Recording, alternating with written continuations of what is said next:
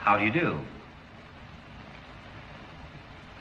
It would be a little unkind to present this picture without just a word of friendly warning. I think it will thrill you. It may shock you.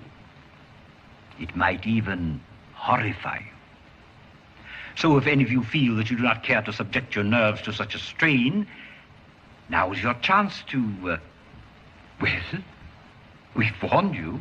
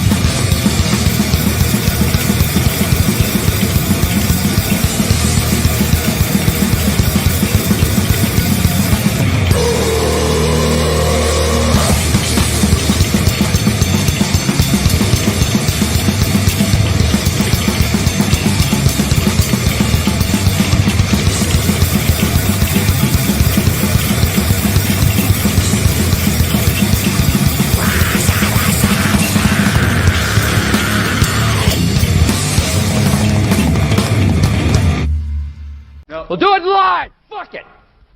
Do it live! I'll write it and we'll do it live! Fucking thing sucks! What is up, everybody? Welcome back. It has been a minute. There's a lot going on, but we are here for another exciting episode of the Rockets Metal Podcast. Here's off camera a little bit. Let me fix it. Is that better? Not really. I'm trying here, people. Setup is slightly different. I got a new desk from the fat red man. Not the president. But, there you go. Is that good? There you go. Anyway, what's up? Welcome to the final episode of 2025. It is New Year's Eve. For some people, it's already the new year. A friend of mine was posting from Singapore that it is already New Year's there. So hello to the future for anyone who's there. We'll hopefully be joining you shortly, but who knows? Yeah, so I thought this podcast would just basically be recapping the whole year and talking about what some of our highlights were, what some lowlights were. We do have some exciting news story. It seems like for a Christmas present, Tim Lambesis decided to give me some clickbait money. I very much appreciate that because we've got some As I Lay Dying news making the clickbait headline. So, of course, we're going to grift on that. And then there's a couple of other news things out. Dave Mustaine revealed the real reason why he is doing the farewell tour. But the most important news for anyone who has been saw on social media, or if I saw somehow through online stuff, my band, Dark Insanity, is returning to Tulminator next year, 2026. Fuck yes. This is what I was stoked on letting you guys know about, but I had to keep it secret for a minute. That is right. My band is returning to Tulminator. We are playing the DIY stage, which is, let me put it this way. It's the smallest stage. It's kind of honestly not even a stage, but it's probably the most fun one because it's where all like the more local bands, smaller bands play. But it's on the ground. The audience is right in front of you, and behind you is the half pipe where people are skating. And the crowds there go fucking ape shit. I was like, dude, can we play that stage? It looks fun. It's our type of thing. Yeah, so my band, Dark Insanity, returning to Slovenia. If anyone is going and needs tickets, hit me up. Send me a message on Instagram. The band will be selling tickets and getting a little bit of kickback bonus from doing it that way, like how a lot of shows work. So if you're going to Tulminator, hit me up. It will help me out even more. The full lineup for Tulminator 2026 is In Flames, Heaven Shall Burn. I'm stoked to see them again. Satyricon, Hatebreed. Shout out to Jamie, friend of the channel. Deicide, Municipal Waste, Bleed From Within, Death Heaven, something, Agnostic Front, 1,000 Mods, which is I like to refer to as my version of Red Dead Redemption 2. Immolation, fuck yes, Sacred Reich, Elder. I forgot that one. I think that's Sam's Guigabog, Infected Rain, Nervosa, Moscow Death Brigade. There's two hilarious names on here. We've got Moscow Death Brigade and Conservative Military Image. This festival is definitely close to Eastern Europe. I thought it was funny. I don't know what that says. Raging Speedhorn, Siberian Meat Grinder, Master, which is funny since we played with Rip to Shreds right before he went on his little retard spasm about Master. So we're playing with Master in Slovenia. I don't know which one that is. I'm probably going to see it and be like, oh, shit, I'm dumb. Brat, who I've been curious to see. So that'll be neat. Me and the band, my band members, we will be at the festival the whole time. We will be playing, obviously, on one day, but we will be attending the festival as well as performing. So kicking it for the whole week and having a good time. Cabal, Conservative Military Image, like you said. Odd Omal, Raised by Owls, Seven Blood. I think it says Gusta. Turbo Kill. I don't know what that one is. Sorry. Ghetto Justice. I don't know. I think that's Neuromancer. And then the greatest band in death metal history with the sexiest frontman with the biggest forehead. Dark Insanity. That's fucking sick. Shout out to Tulminator. Thank you guys so much. We are stoked as fuck. I got to print out this poster. The Tulminator Band, which is what I love about the Tulminator Festival. It's put on by fans who want to put on shows for fun. And they created a little thrash crossover band where they perform on one of the stages, and it is just a retarded fun time. They admit that it's just stupid and fun and awesome. Great guys. I feel like I know this one, but I can't tell what it is on here. Honestly, I probably don't know what these other ones are, but they are probably good. And I will be seeing, I think, right? Yeah. Terminator doesn't have any overlapping. I think it's one band at a time, so you can see every band. There you go. Terminator. I completely missed some of the first comments. Damn, my bad. I'll get to that. I was excited. Excuse me. I just got a little excited. If you think that's epic, Brutal Assault has Primus as a headliner. Checkmate. Do they really? That's kind of weird, but that's cool. Hope you get some good videos from Sophia. Thank you. Definitely, obviously, making at least one video of it, if not multiple. Dark Insanity should play on Brutal Assault. I agree. We should. That would be cool. We're open to playing more shows and festivals while we're out there. I'll let you know right now, nothing confirmed or talked about yet besides Terminator, but we definitely open are going to explore those possibilities. Anyway. Yeah, Terminator, awesome as fuck. Can't wait. Something to look forward to in the new year.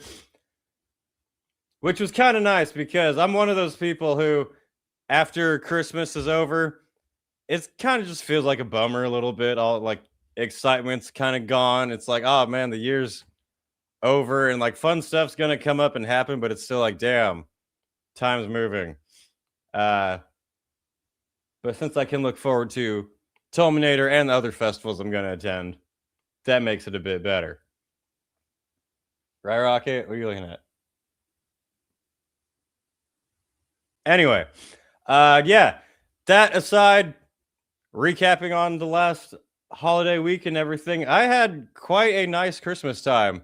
I went up to visit my family in my hometown in Northern California, which is quite a boring place, but I appreciate it more now that I left and can come back and visit.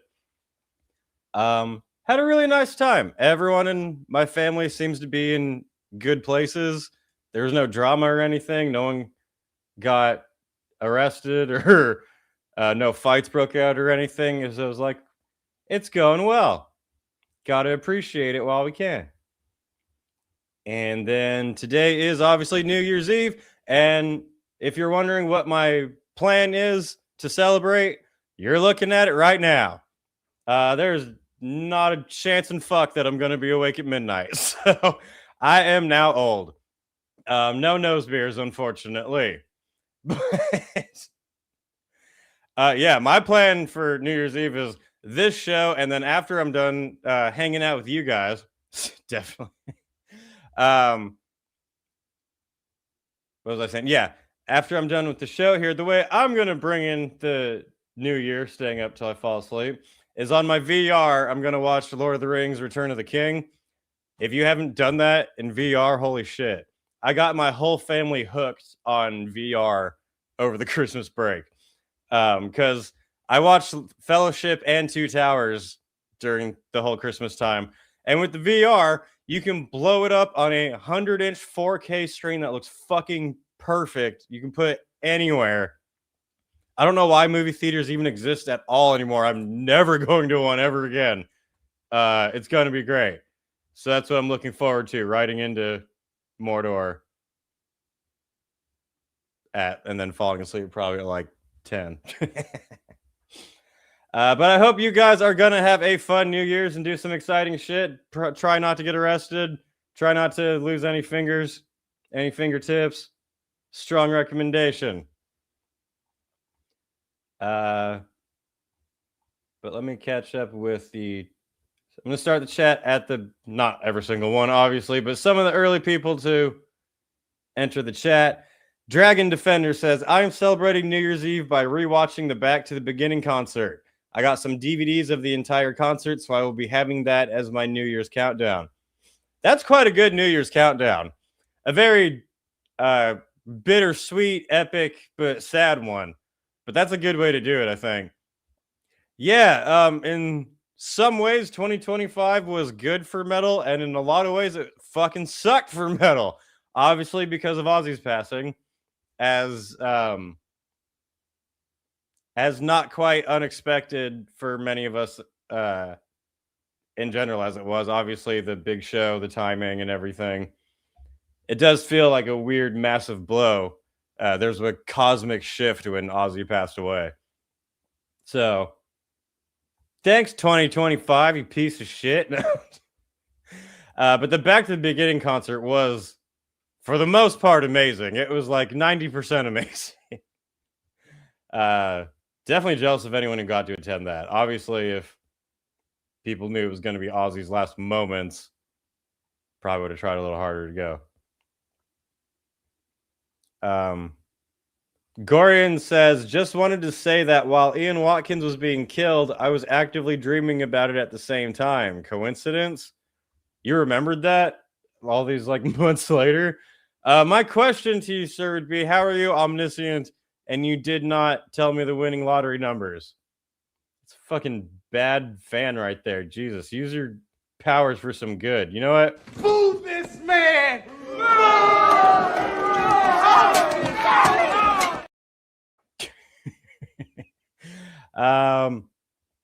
Stormier says only 5K subscribers left. Let's go. Next year will be a good year. Yeah, this channel is now 5,000 subscribers away from the 100K subscriber mark. Something I absolutely never thought would happen when I started this channel and started making videos.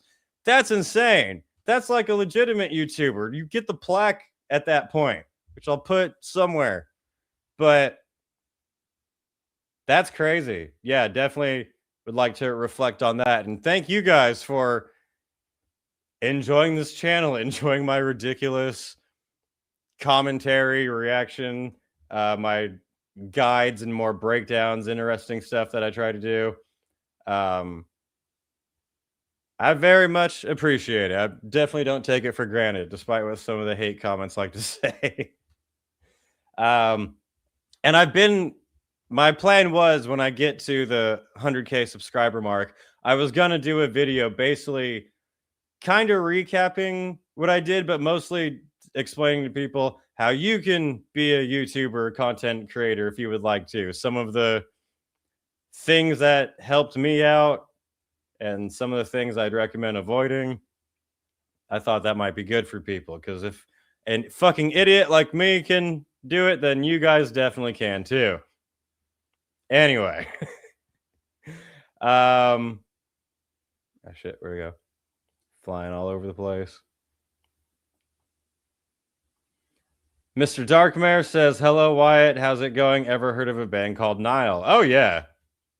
Nile was one of the first death metal bands I got into way back in the day. Yeah, there's... I don't even know who's in the band anymore. Shit. I just think of their classic lineup. What we got here? Sophia says, yo, what's up, metalheads? How was everyone's Christmas? I spent mine listening to Hollywood Undead and having dinner with my stepmom and her family. Why did you take a break from Hollywood Undead to have dinner? I don't think they would appreciate what kind of a fake fan you are. No, I'm kidding. I'm totally joking, obviously, because you mentioned listening to them all the time. Dark Insanity for Milwaukee Metal Fest 2026. We have not been approached for it, but we would definitely be down. Just saying. Anyway, all right, we're just going to take a bit to catch up here. What happened to the Godzilla dream? It is still being worked on, good sir. Don't start to doubt me and my plan. I have a plan. I was going to make a stupid little AI video of like the Godzilla being worked on, but I ran out of time, so don't blame me.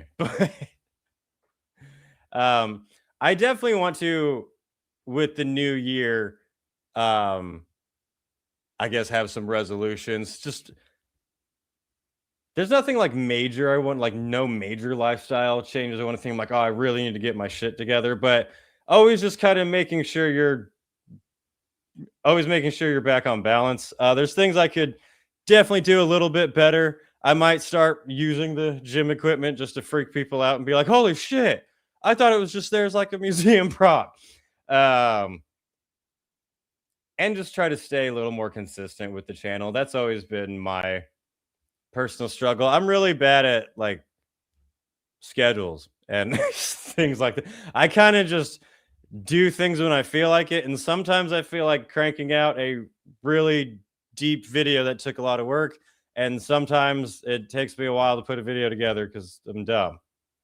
But I'm going to try to be less dumb in the new year. Rock will have to hold me to it.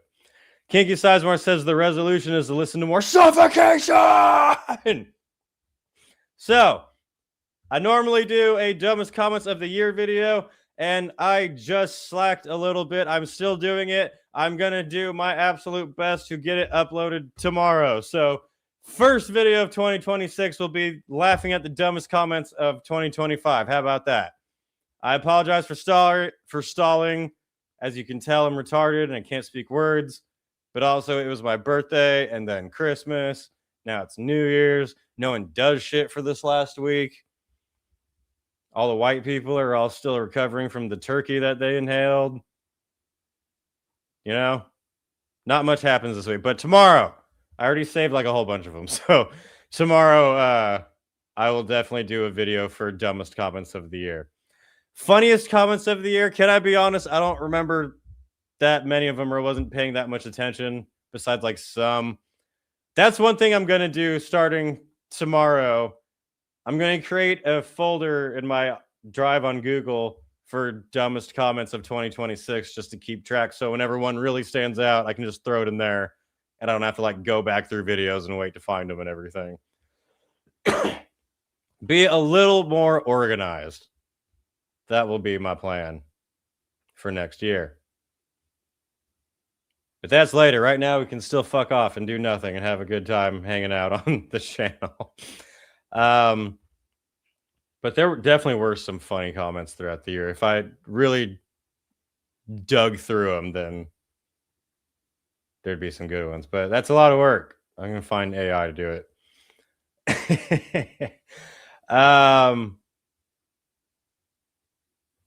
I noticed just today, Dark Insanity is on Encyclopedia Metallia. That's cool. I didn't even know that. It took me a while. I only found out fairly recently that I'm on there, which is really cool because I obviously used to go on that website and find out about bands and do research and everything. And now this YouTuber is on there. Feel like I did something with life a little bit. Now, I wanted to get to this question. HG Slayer fan says, Wyatt, what do you think about YouTubers like Nick Nocturnal? Because personally, I think he's doing damage to metal because he only likes metalcore, which might encourage people not to discover new genres. I don't know if I wouldn't agree that it's doing damage to metal at all. He obviously is definitely a core kid, so people who would maybe find his channel and not branch out more might get the idea that metal is pretty much only core in the popular bands, which obviously it's not. But that's kind of more on other people to dig through because there's always been, there's always been like a popular figures in metal that some people would say are sold out or don't really represent it. I definitely think my music taste is very different from Nick's, but especially he's always like tries to be either positive or somewhere between like vanilla or always positive. He doesn't try to like stir up controversy or anything like some people tend to do when they look into certain things, but no,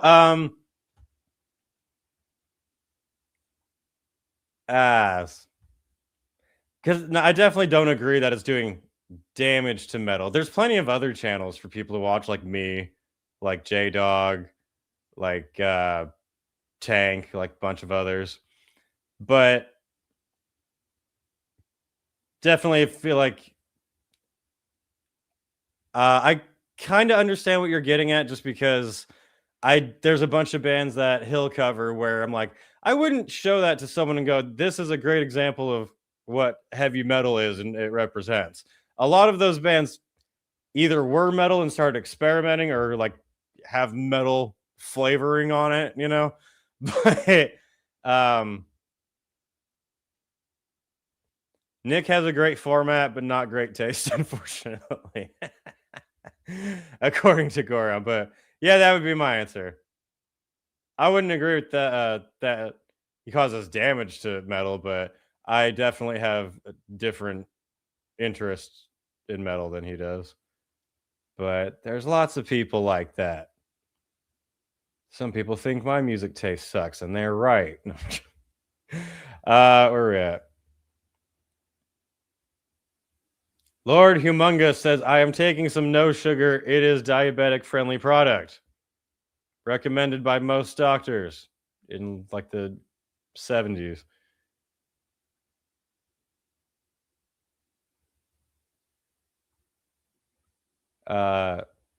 Eclectic Divergent says, if you find metalcore, you are inherently going to see what the influences of those bands are. Most of those bands are quick to mention influence.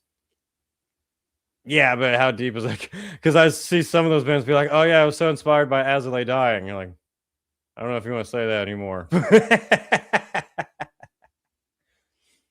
I'm sure Nick likes other genres. He's interviewed people from all across the board. Yeah, I mean, but I would agree that he definitely considers himself a core kid, obviously. Hold on, Californians can't drive in the rain. Someone's going to crash. Happy New Year! Hi, Roland Hunter says, I'm happy that Chris Jericho is returning to WWE next year, and I hope he focuses on wrestling instead of his hard rock band that I simply can't get into because of the auto-tune vocals. Shows how little I know of them. I have no idea if they use auto-tune or not.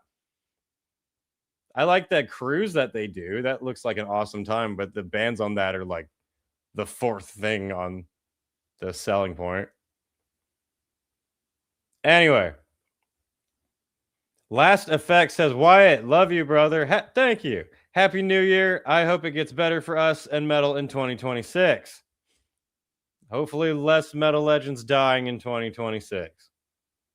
I know where metal will be awesome. It will be in Tolman, Slovenia, where Dark Insanity is performing.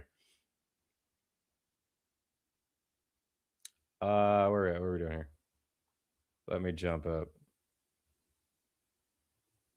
Speaking of As I Lay Dying, can we get to the drama? Yeah, that's definitely the next topic on the menu. Let me just make sure a couple more comments if I got any more I want to cover, but then yeah, that'll be the next topic. Because for Christmas, Santa decided to drop some As I Lay Dying drama on everybody. I appreciate it. All right, yeah. So I saw this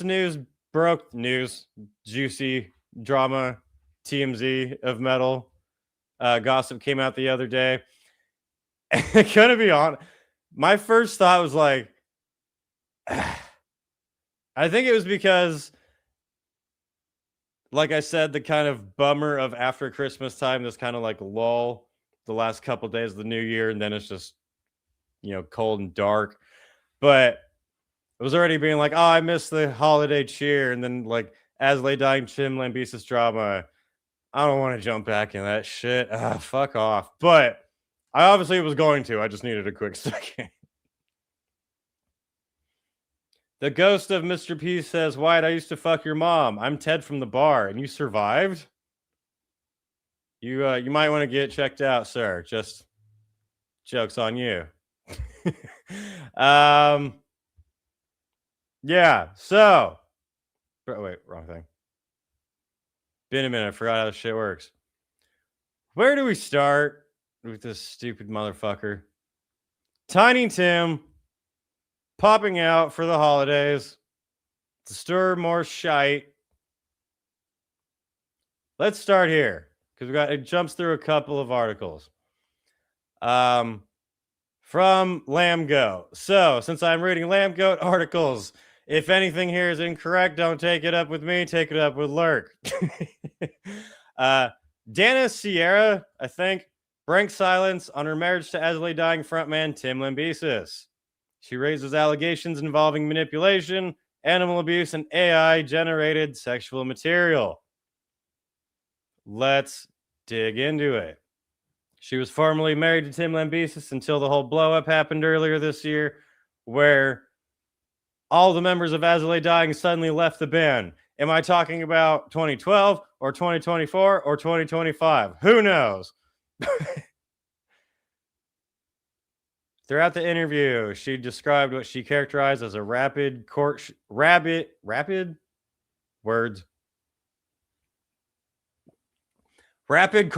followed by infidelity, escalating emotional and physical abuse, coercive behavior, and efforts to discredit and silence her during and after the marriage. In other words, a core frontman. She did this full podcast. I did not listen to it yet. I'm gonna at some point, but it's like 4 hours long. And I can either listen to this podcast or watch all of Return of the King Extended Edition. And I am a man of priorities. But I do want to listen to it. If it came out like a couple days earlier, I would have listened to it on the drive when I was doing like a 7-hour fucking drive. But what Lurk from Lamb Goat decided to highlight, so don't get mad at me if it misses anything. I didn't read this yet, so this will be exciting for everyone. We're opening our Christmas presents together. How about that?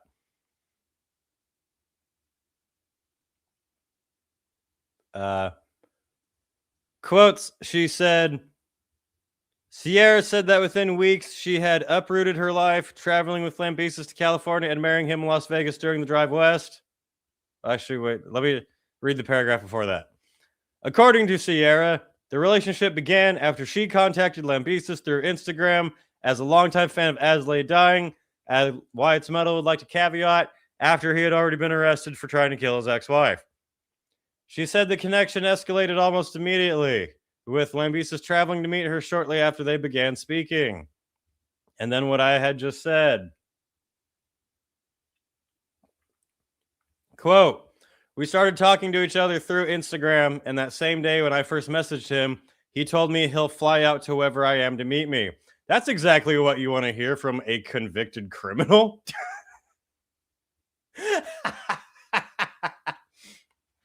You know this man was in jail for trying to murder his ex-wife.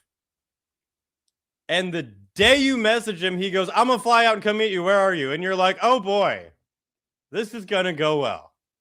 I'm sorry. You definitely didn't deserve any type of abuse or manipulation, of course, but we have to call a spade an idiot. We got married 2 weeks after meeting, and I take back everything I just said. You're dumbass. We got married 2 weeks after meeting each other. And so what happened was, did she really say that? And so what happened? It actually does say. Oh my God.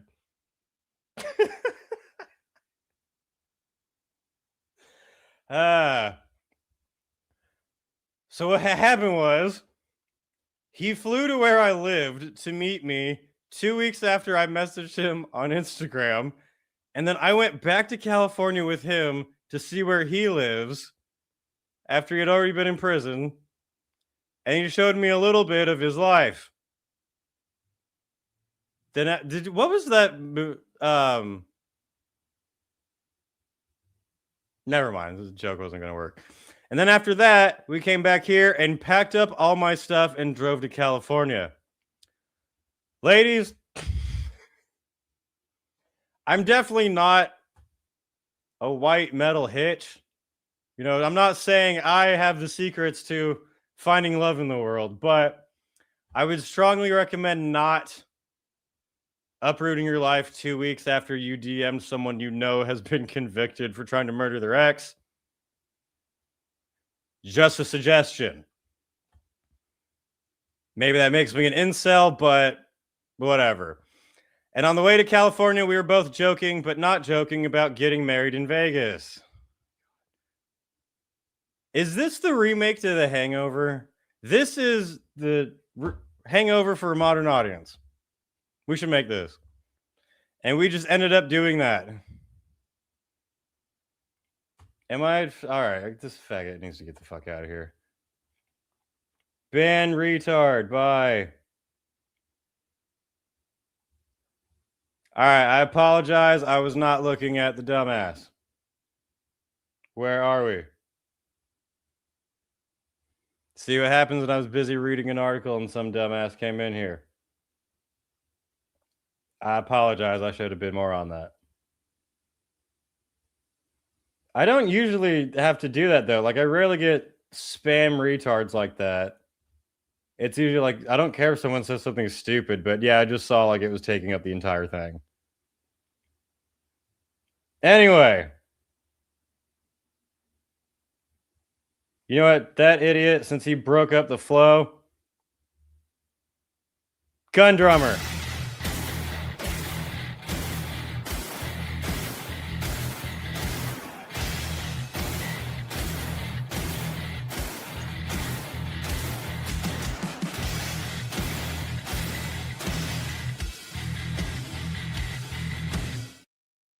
Stormier said he was racist. No to racism. I did not see that on. I literally was reading that, clicked over, and saw 5 comments of something and just blocked him. So Wyatt says no to racist. Well, even that sounds weird. Yeah, don't be a troll racist idiot. 50 cal domination. You're goddamn right. He dropped hard R and F slur. Me or him? Oh God. And something about Jews. This was just a clusterfuck of everything. That's fun.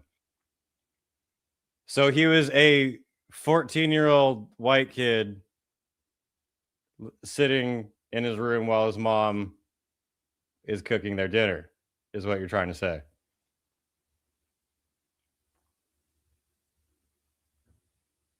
Well, you know what? Boo that man. Boo this man!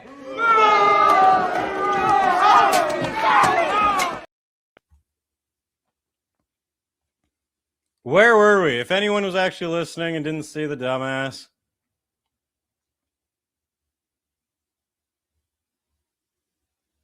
Yeah, don't be a retarded troll on the internet, and don't marry convicted attempted wife killers, failed ones at that.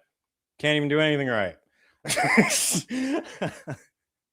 Right after you meet them. She described the early phase of the relationship as intense and euphoric. Love bombing, marked by affection and attention that she later came to see as unsustainable. It just felt like I was on such a cloud 9 and feeling like I can't believe that, like, this is too good to be true, which it was. How old were you when this happened? Obviously an adult, but that period, Sierra said, ended roughly 6 months later. That's about 3 months. It's either 3, it's somewhere in the 3s. We all know this. 3 months is usually when the crazy comes out. If they're clever, they can push it to 6 or 9. When she discovered Lambesis had been unfaithful, she described the moment as emotionally devastating and unlike anything she had experienced before. I still remember it was on March 14th. We got together in September. So I just remember it was on March 14th, 6 months after we'd gotten together. And I just remember it was the worst day of my life. And weren't you already married?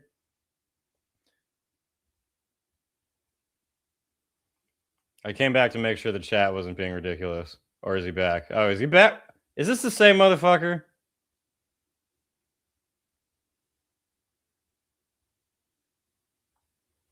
All right. Don't you wish you could press a button on your keyboard that would make someone else's computer explode? All right, I'll keep an eye on this piece of shit over here. As you can tell, I don't have moderators. It's New Year's Eve, and that's what that thing is doing. He's probably going to drive a truck through a parade later tonight. That's what that idiot's probably going to do.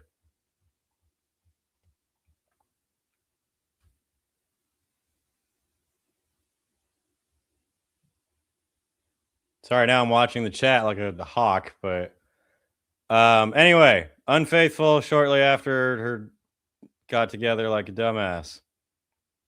Sierra said she believes infidelity was not isolated to their marriage, but part of a broader pattern she now sees across Lambesis' past relationships.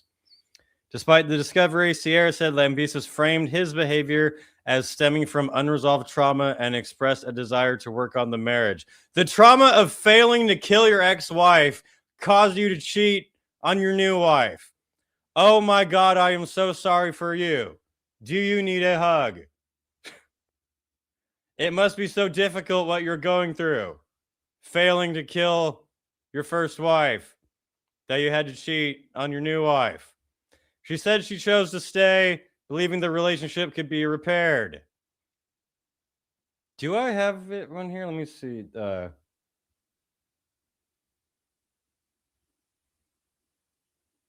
This one works. So she stayed, believing the relationship would be repaired. It's a bold strategy, Cotton. Let's see if it pays off for him. Anyway, according to Sierra, the period following the infidelity became the most volatile phase of the relationship. She described being pressured to process the betrayal on a timeline she says was dictated by Lambert. What? With her emotional distress framed as an attack on him. How dare you be mad at me that I cheated on you? You need to understand where I'm coming from.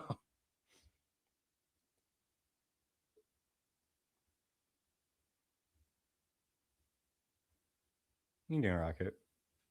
He wanted me to heal in the time frame that he felt was acceptable. You have a week to get over me cheating on you because I have to go back on tour. He couldn't handle days on end where I would have all the ranges of emotion. I would be angry. I'd be depressed, crying. I would not want to talk to him, not want anything, and I'd feel disgust. And these are like normal things you would feel after getting cheated on. Yeah, usually. Typical female logic, says biotech is AIDS. Sick from the Kush says, one of your viewers once described Tim Lambesis as the Henry VIII of metal, and that's still so perfect and funny. I agree. That was on definitely best comments of the year. Brother, you were crying because you felt emasculated. We saw the video. You were kicking your fridge. What, because you cheated on her? How dare the dog be here when you're mad at me that I cheated on you? And that wasn't acceptable to him. That caused a lot of the blow-ups between us because he would say I was torturing him by being in a bad mood for a long period of time, and that I was just generally like this awful, negative person.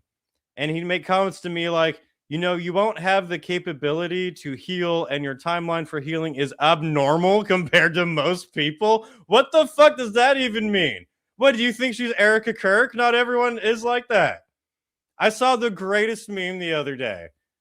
It was Erica Kirk walking out to flamethrowers and shit. And someone saying, I legit mourned Arthur Morgan longer than she's mourned her husband. I think some of those jokes go a little too far, but when funny is funny, it's funny. You know? But according to Tiny Tim, she wasn't healing from him cheating on her quick enough. It's really weird that you're not over this already. What the hell's wrong with you? He even told me that, like, cheating hurts him more than it would the average person. Jesus. How do you not just laugh in their face? And I don't know what that means, because it doesn't mean anything. I don't know how anyone else has reacted in the past, like infidelity, but I just felt like it was a way to shame me. It is. The past is something he'd always say too. Man, that was 2 minutes ago. Why are you talking about old shit? Jesus fucking Christ, this is terrible. God. Isn't this... you think you're clever. I got him, don't worry. This just makes me disappointed in humans, to be honest with you. Like, it's... Part of me is laughing because it's funny, but then also it's like, you pull her into your office and go, I'm not mad, I'm just disappointed. You saw the bridge was out and you drove over it anyway. Like, why? Continuing on. Like, am I wrong here? I'm not trying to victim shame or anything, but come on.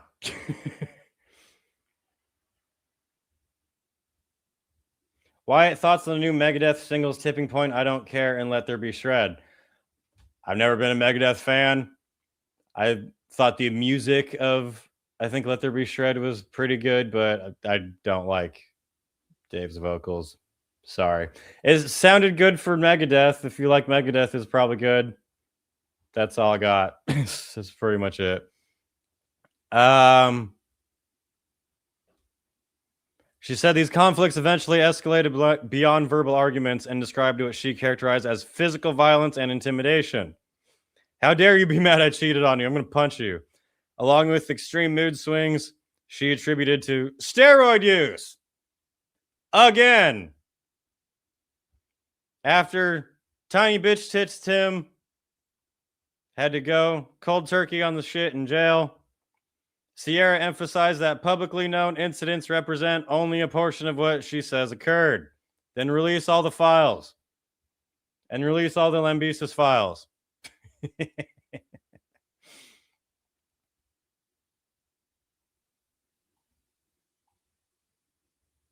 360 no scope. That's right. Bow. Sierra also described what she characterized as a system of surveillance inside their home. This movie just got even more exciting. That I was not expecting that plot twist, I gotta say. She said cameras were installed and later used against her through selective editing that removed audio and context from recorded arguments. Then who leaked that footage, though? Remember that? Because everybody thought it was her. Ugh, I'm dying. She said the edited footage was then distributed to members of As I Lay Dying from an email account she claims Lambesis created while posing as a third party, portraying himself as the victim in order to sway the narrative against her and in his favor. But if those are the videos we all saw, those did not do him any favors at all. Those were he needs a better editor if he thinks those were him looking good. That was like the Diddy documentary shit. I guess I'm going to be the 50 Cent to Tim Lambesis' Diddy because that shit was ridiculous. So he's trying to figure out to keep the band together, and he thought by showing everybody that he's being abused by me, that it could keep As I Lay Dying together, because everyone totally believed that. And obviously everyone knew that it was him sending this email out. It was forwarded to me and I read it. I immediately knew it was him. It's the way he talks, and I confronted him about it. He later admitted to sending that email and said he's trying to just salvage his career. And that was basically the end. And now he's in Mother Russia.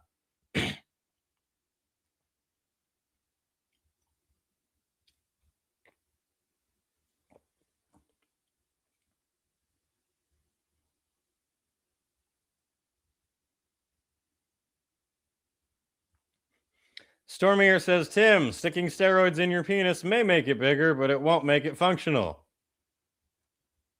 It won't make it, like, good bigger, as most women would prefer to make it like Arnold's head at the end of Total Recall.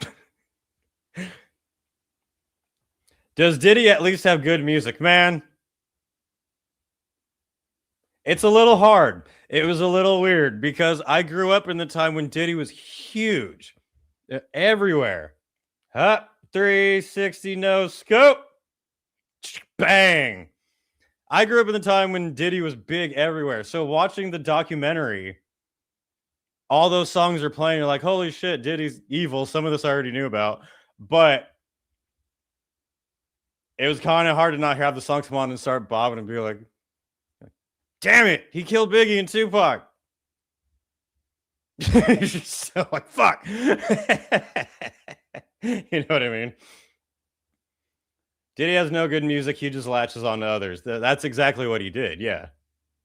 He killed Biggie and then made Biggie pay for the funeral and then danced about it on TV. That shit was crazy. Back to other dickheads in music. Dude. All right. So next time that the retard troll pops in, I'm going to no scope snipe him again, but let's time it so we know exactly how long it takes him to create a new burner account so we can just keep it. Keep your eyes out whenever the retard returns. Let me know because we'll keep track. Back to the story. One of the most serious allegations raised during the interview involved what Sierra described as AI-generated pornography material found on Lambesis' phone. If you look at AI porn, you are a fucking loser. She said she discovered images she believes were either generated by him or knowingly saved, including material she described as depicting AI-generated sexual content involving a minor and an adult. There was a time in our relationship where he was into making AI pornography on his phone. I didn't even know what to say. I texted him and was like, what the fuck is this picture? So it's a picture he generated, and even if he didn't generate it, he saved it to his phone as is. And it was a picture of, these are AI, by the way, a kid, like, erect, making out with an adult woman. If that's true, that would already be enough to get FBI and Chris Hansen on the case. Did you tell anyone about that before, or are you just dropping this now on a podcast? That is a little... I mean, if that's true, then fuck that completely, obviously. But is this is this a suspicion that you brought to law enforcement at all, or are you just dropping it on a podcast? That's a fair question.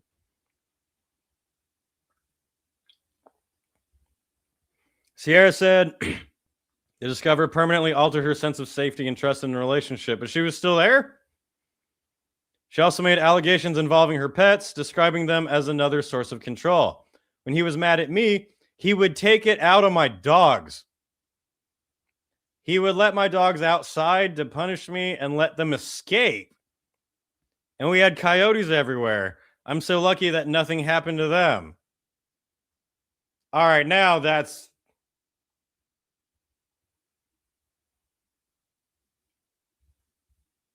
No. John Wick would look like the Teletubbies if someone did that shit to Rocket. HG Slayer fan says, Diddy a cuck. He didn't do any of the fucking, just watched and recorded. He was mostly a cuck, but it did sound like he did a little bit of the stuff himself. But it sounds like the majority of the time he was enjoying cucking himself, a fucking weirdo, but...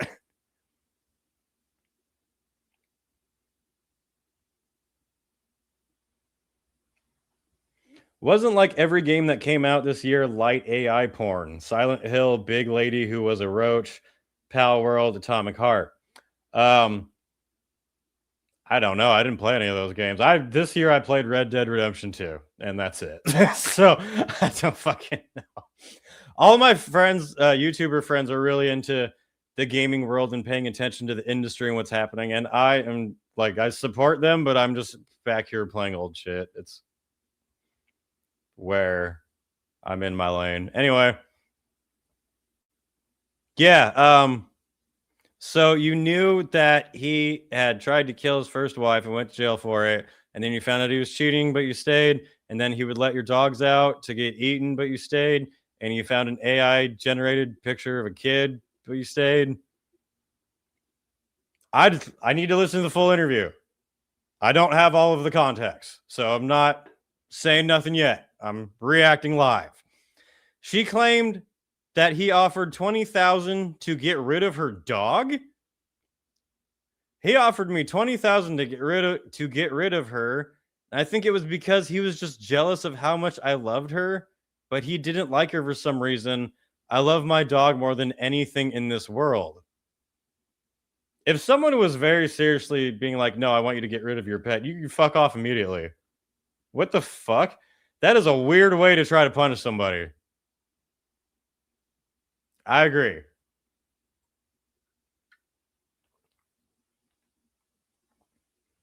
Gerberti says I'm not a gamer. Like, I literally play 3 games on my PC. If that makes you not a gamer, then I'm pretty much not a gamer either. I got a whole shitload of games I want to get through, but mods keep coming out. The video where he's hitting my dog Scrappy.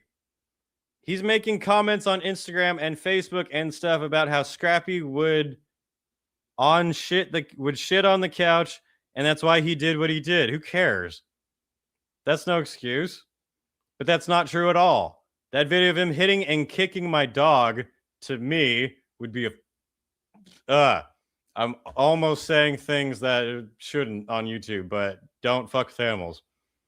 He did that because he's an asshole. And because he was abusive to my dogs.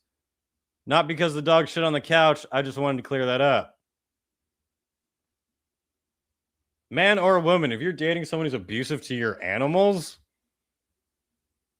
you should move to somewhere with very loose gun laws.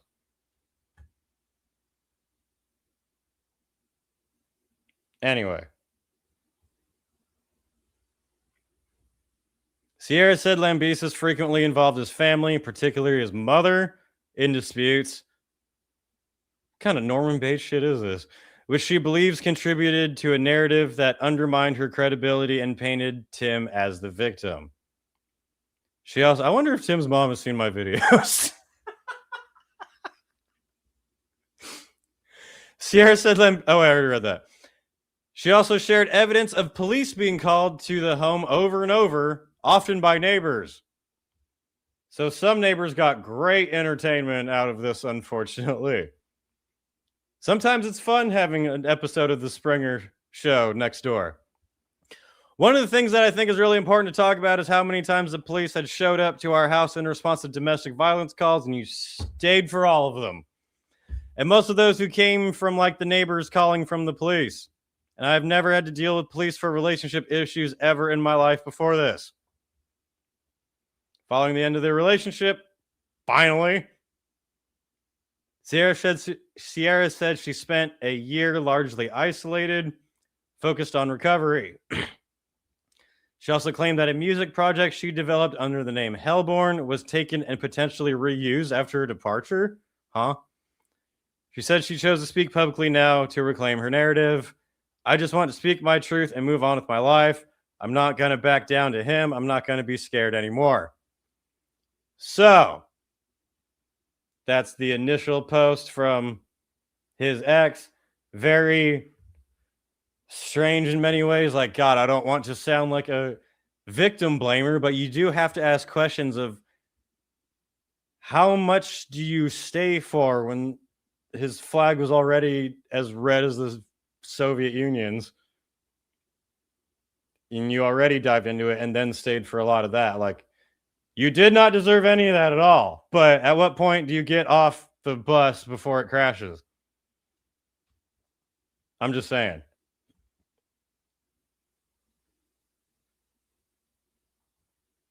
He threatened her a lot, is what it sounds like. He posted that fake ass message pretending to be from her that was obviously very lawyer written.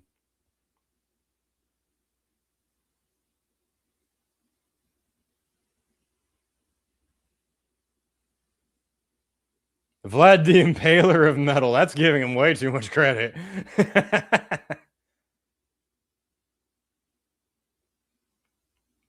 How rude of the dog, seriously. Don't you understand that Timmy is upset because he cheated on his wife? How dare you be there? Stupid fucking dog. Kind of person calls their dog Scrappy. You don't know. Maybe there's some very clever name for it. Or meaning for it. As They Die, Incredible Filth, and Vitriol tour when? We gotta have openers Dogma too. Don't forget them. The Audi Gamer says, hey Wyatt, I know I'm very off topic with this, but I just want to raise the mood for 5 seconds and wonder what you guys got for Christmas. We will continue the As LA drama in a moment, but yeah, what did everybody get for Christmas besides Tim Lambesis' funny shit? I got this very cool standing desk that you guys can't see because of my camera, but it is, I guess it's a remote controlled to where it will press it and it'll go very low, press will go very high all over the place. Really cool because as you guys can tell, I stand for my podcast and my desk before was just low enough to be uncomfortable. I had to do this weird, almost like looking like I'm getting ready to twerk pose to use the keyboard and everything. But now I can stand up like a real human. What else? Oh, as a 34-year-old adult male, I got the Harry Potter books. When I was a kid, I think I read the first 3 and then didn't continue. I did ask for these because 1, I love reading now. I love reading fiction. I don't care what he says. And 2, and this is going to offend people, but I don't care. I love J.K. Rowling a lot. I'm a massive simp for J.K. Rowling. So out of respect for her, I wanted to read through the books. And now I dropped them and broke them. Thanks a lot. Anyway. Did I get anything else?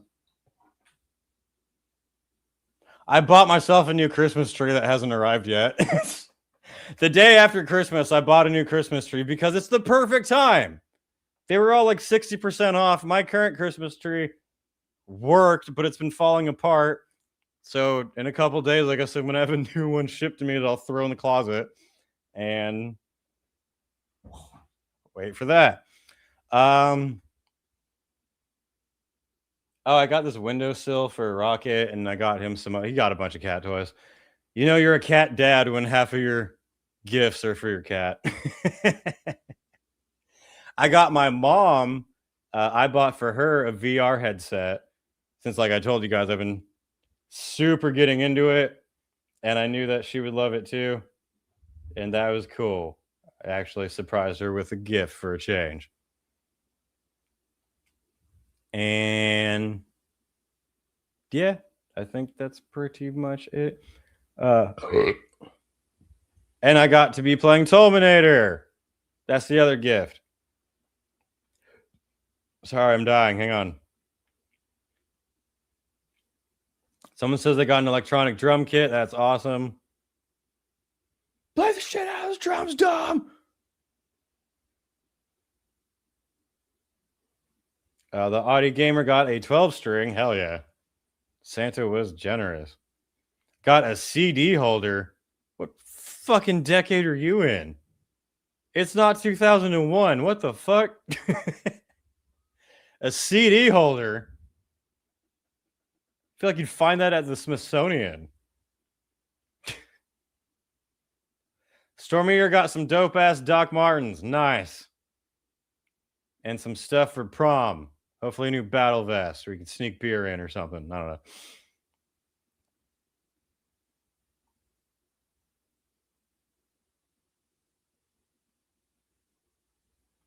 Oh, Dom said, when you're at Tolman, check out Brat. They're really cool and nice dudes. Saw them at something. I do want to see them. I'm definitely going to check them out. Stink Floyd says, I got a Diddy Twister game. The slipperiest twister out there. You got the Diddy slip and slide. Oh, man. You know, I was saying before, and now that I'm into modding, someone has got to make this. Someone has got to make Alien Isolation but instead of the xenomorph, it's Diddy. And you hide from him and he's walking around the tower like in the hallway. You try to run away and you slip and he's just standing over you. That would be so fucking funny.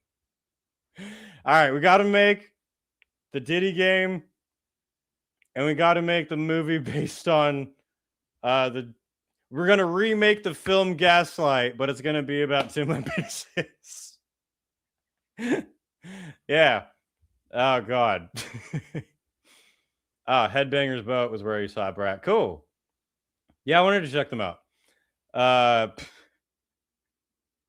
And we all got the Diddy doc. Thank you, Fitty, for dropping that doc. If you have not watched that, do it. 50 Cent is metal for how hilarious he is. He's bulletproof and hilarious. I think we can say 50 Cent counts for metal, even though he's not, but whatever. Anyway, continuing the drama. Shit, I feel like the Diddy documentary is the only series I actually watched this year. I've given up on new film, TV, movies, entertainment. Have you guys seen the trailers for Avengers Doomsday? Just nostalgic crap. There's a time I would have been excited, but see the trailers for Avengers Doomsday, my first thought is Thanos saying, "You could not live with your own failure." That's all it is. Random rant incoming. It's not exciting that it's bringing back old characters. It shows desperation. If they had made great shit for like 2 phases or seasons or whatever you fucking want to call them, and then did it, then it could be interesting. But my faith in the entertainment industry is decomposing. But rant aside, continuing the drama, the gaslighting, manipulating, Tiny Tim bitch tits. As I lay dying, Tim Lambesis. Old stories resurface only when my life and career move forward. There is something really funny about this we're going to get to in a second. Hold for the post-credit scene. Tiny Tim has taken to social media to respond to recent allegations of abuse, infidelity, etc. Whatever you want to throw on there. Human trafficking, drug smuggling, trying to topple governments. He was probably a January 6th. Let's put that on there too. Why not? It keeps getting longer. All that shit I just said is a joke. Don't take me seriously. As previously reported, those accusations came from Danny Sierra, I think. Lambesis said the following on Instagram.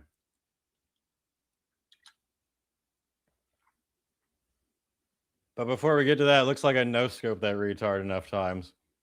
But keep an eye out. That's the best way to deal with those idiots.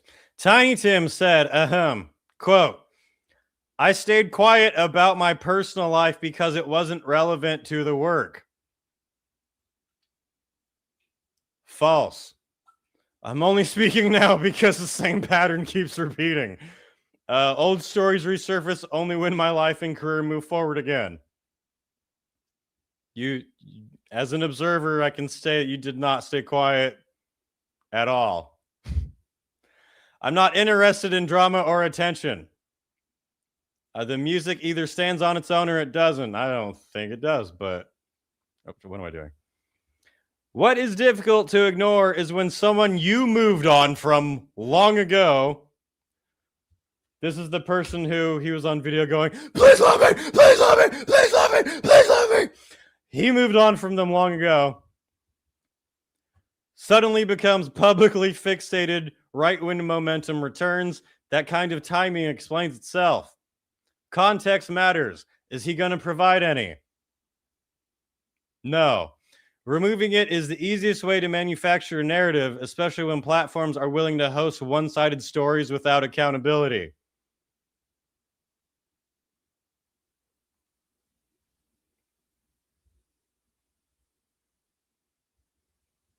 Your bullshit statements are going around the whole time, Tim. Your bullshit statements about the band leaving, your bullshit statements that you posted on her thing, that was not you staying silent. There's this we're like, I can understand telling a lie here and there for personal reasons, whether it might be right or not. But liars like this, who like you shove their face in their own shit and they'll still deny it. I'm just lost. I'm like, what? Do you not? How do you not just go, ah, yeah, I got caught? You know what I mean?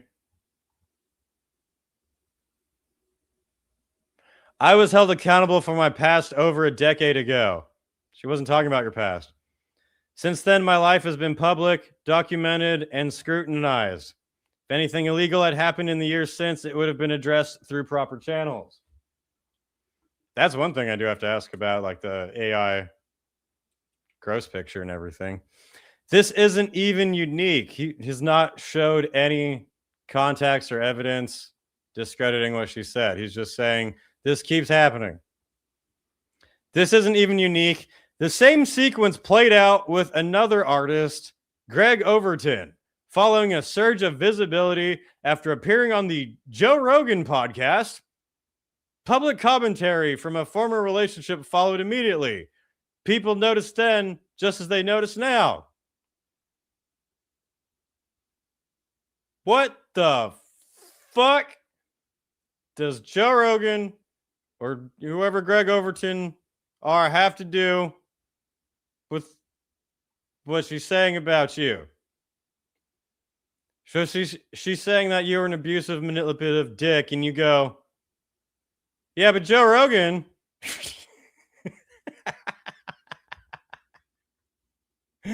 What are you saying?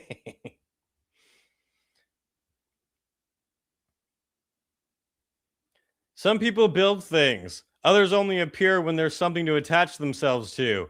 In the end, it's the work that lasts, not the noise around it.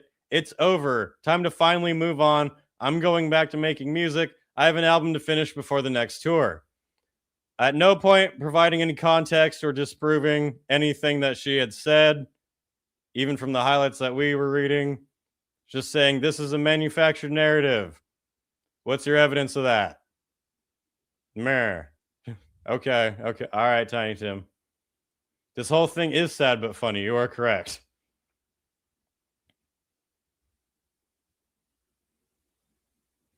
They said this stuff around Christmas because of him being Tiny Tim, like in Christmas Story. That's why I started making the joke. Because when I was covering this, last year, I was reading A Christmas Carol. And I just thought it was funny. My mind was focused on that story. And then this came up. And he was acting quite tiny in his whole, gorilla Donkey Kong pounding, just love me. Apparently he can cheat on you and make AI images, but you have to just love him. It's a little tiny Timmy, isn't it? I'm just saying. Was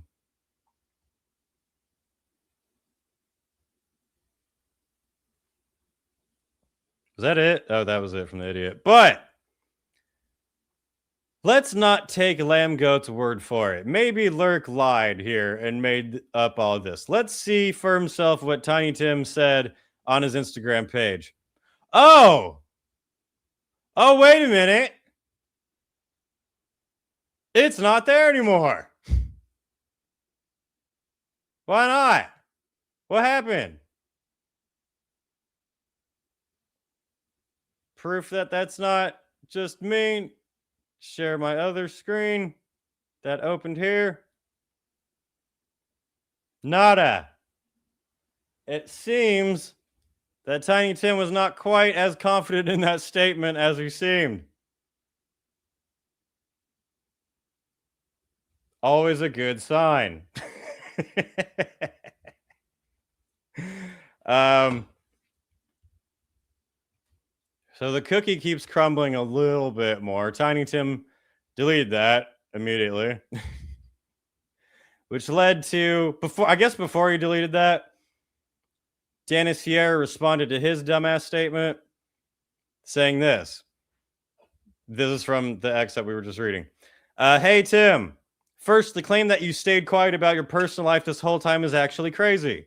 This entire last year, you have publicly slandered and lied about what happened during our marriage on Instagram and Facebook, portraying yourself as the victim, accusing me of many untrue things that directly involved me, lying and rewriting the story to salvage your image.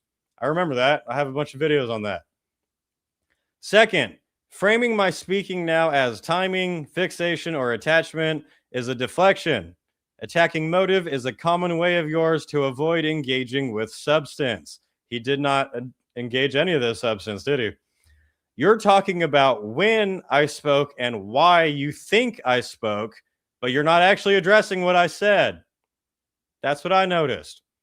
Survivors of abuse do not lose the right to tell the truth because the time has passed, because the other person's career has momentum, or because it's inconvenient. Abuse doesn't become old stories because the person who caused harm wants it buried. Sorry. Welcome to Maury, ladies and gentlemen. This has nothing to do with your career, your momentum, or your touring schedule. I'm speaking now because you refuse to stop lying and pretending you didn't abuse me. I finally feel strong enough to tell the truth without fear of intimidation or silencing. Framing my speaking out around your Russian tours is manipulative, and it doesn't erase what happened or what you did. You keep saying context matters. On October 10th, juicy details coming. On October 10th, I texted you after seeing many of your public comments, and I called you out for your lies, suggesting that we both come forward with the truth. I show all the evidence from my side. You show all the evidence from your side. You refused. Why is that? Should I know the context of everything that I talked about and everything I didn't talk about? That one's a little confusing, but coming in hard. We should settle this in a steel cage match. I did not break the silence. I spoke after many of your public statements about me had already been made. When you say context matters, you use that word as a shield while continuing to avoid specifics. Like I said, he did not show any context. If context truly mattered to you, you would address concrete behaviors rather than implying my obsession, dishonesty, or opportunism. I agree. If anything illegal had happened, it would have been addressed through proper channels. The idea that something isn't real unless it's prosecuted is crazy. Most abuse never goes through the legal system, and that doesn't erase it. Many survivors never report abuse due to fear, coercion, financial control, retaliation, or safety concerns, which, as she said, he was doing all of those things. A lack of prosecution is not proof of innocence, and it is not a reflection of lived experience. I think both of them could shorten it up a little bit. What exactly are you referring to that is so-called legal? The screenshots of you having possession of illegal AI pornography, including a minor, are literally on the podcast. There's proof of the context right there for you. I didn't look at the does she? Please tell me she didn't show AI child images on the podcast. I didn't watch it. I don't know. I guess I should look at that though. Just because it wasn't reported and you weren't prosecuted doesn't mean that it didn't happen. Everything I talked about on the podcast, I have proof for. Like I said, I'm allowed to talk about the horrific shit that you did. It's also deeply hypocritical to suggest that my relationship history somehow discredits my credibility while ignoring your own. You are on your third marriage. Yeah, I think he is again remarried, actually.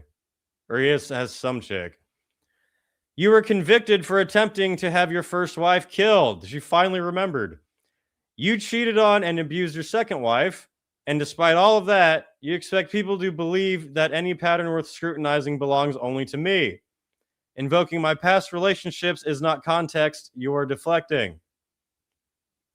I think it's quite obvious that she made some pretty bad choices herself there, but not excusing him in any way.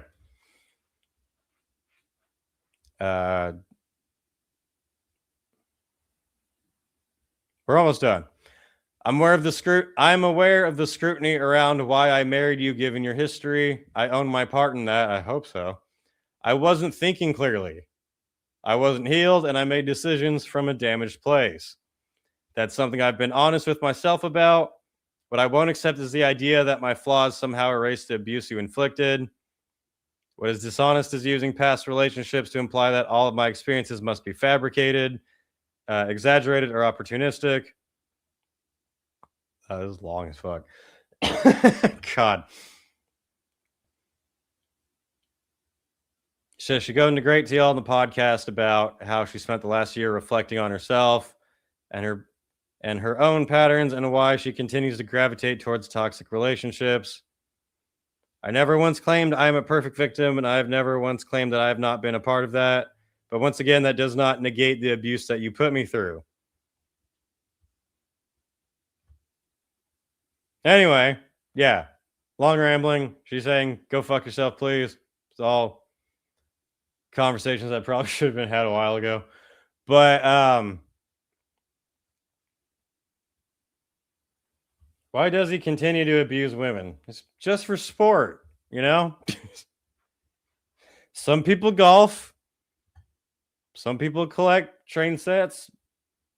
Some people abuse women. You know, who are you to judge people's hobbies? That's terrible. That's fucked up. Can we just think about this? How the fuck did he ever remarry? That is the biggest question. Yeah, I don't know. Fucking people are weird. People, once you accept that some people are weird, life makes more sense. But it was not just them. Another ex-member of As They Lay Dying shared a little bit as well.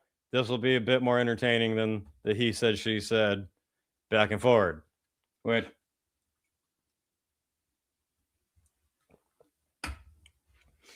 ex-As They Lay Dying drummer Nick Pierce gives insight on his departure from the band and Tiny Tim. This is also something I did not read yet. I pulled it up as I was starting the podcast.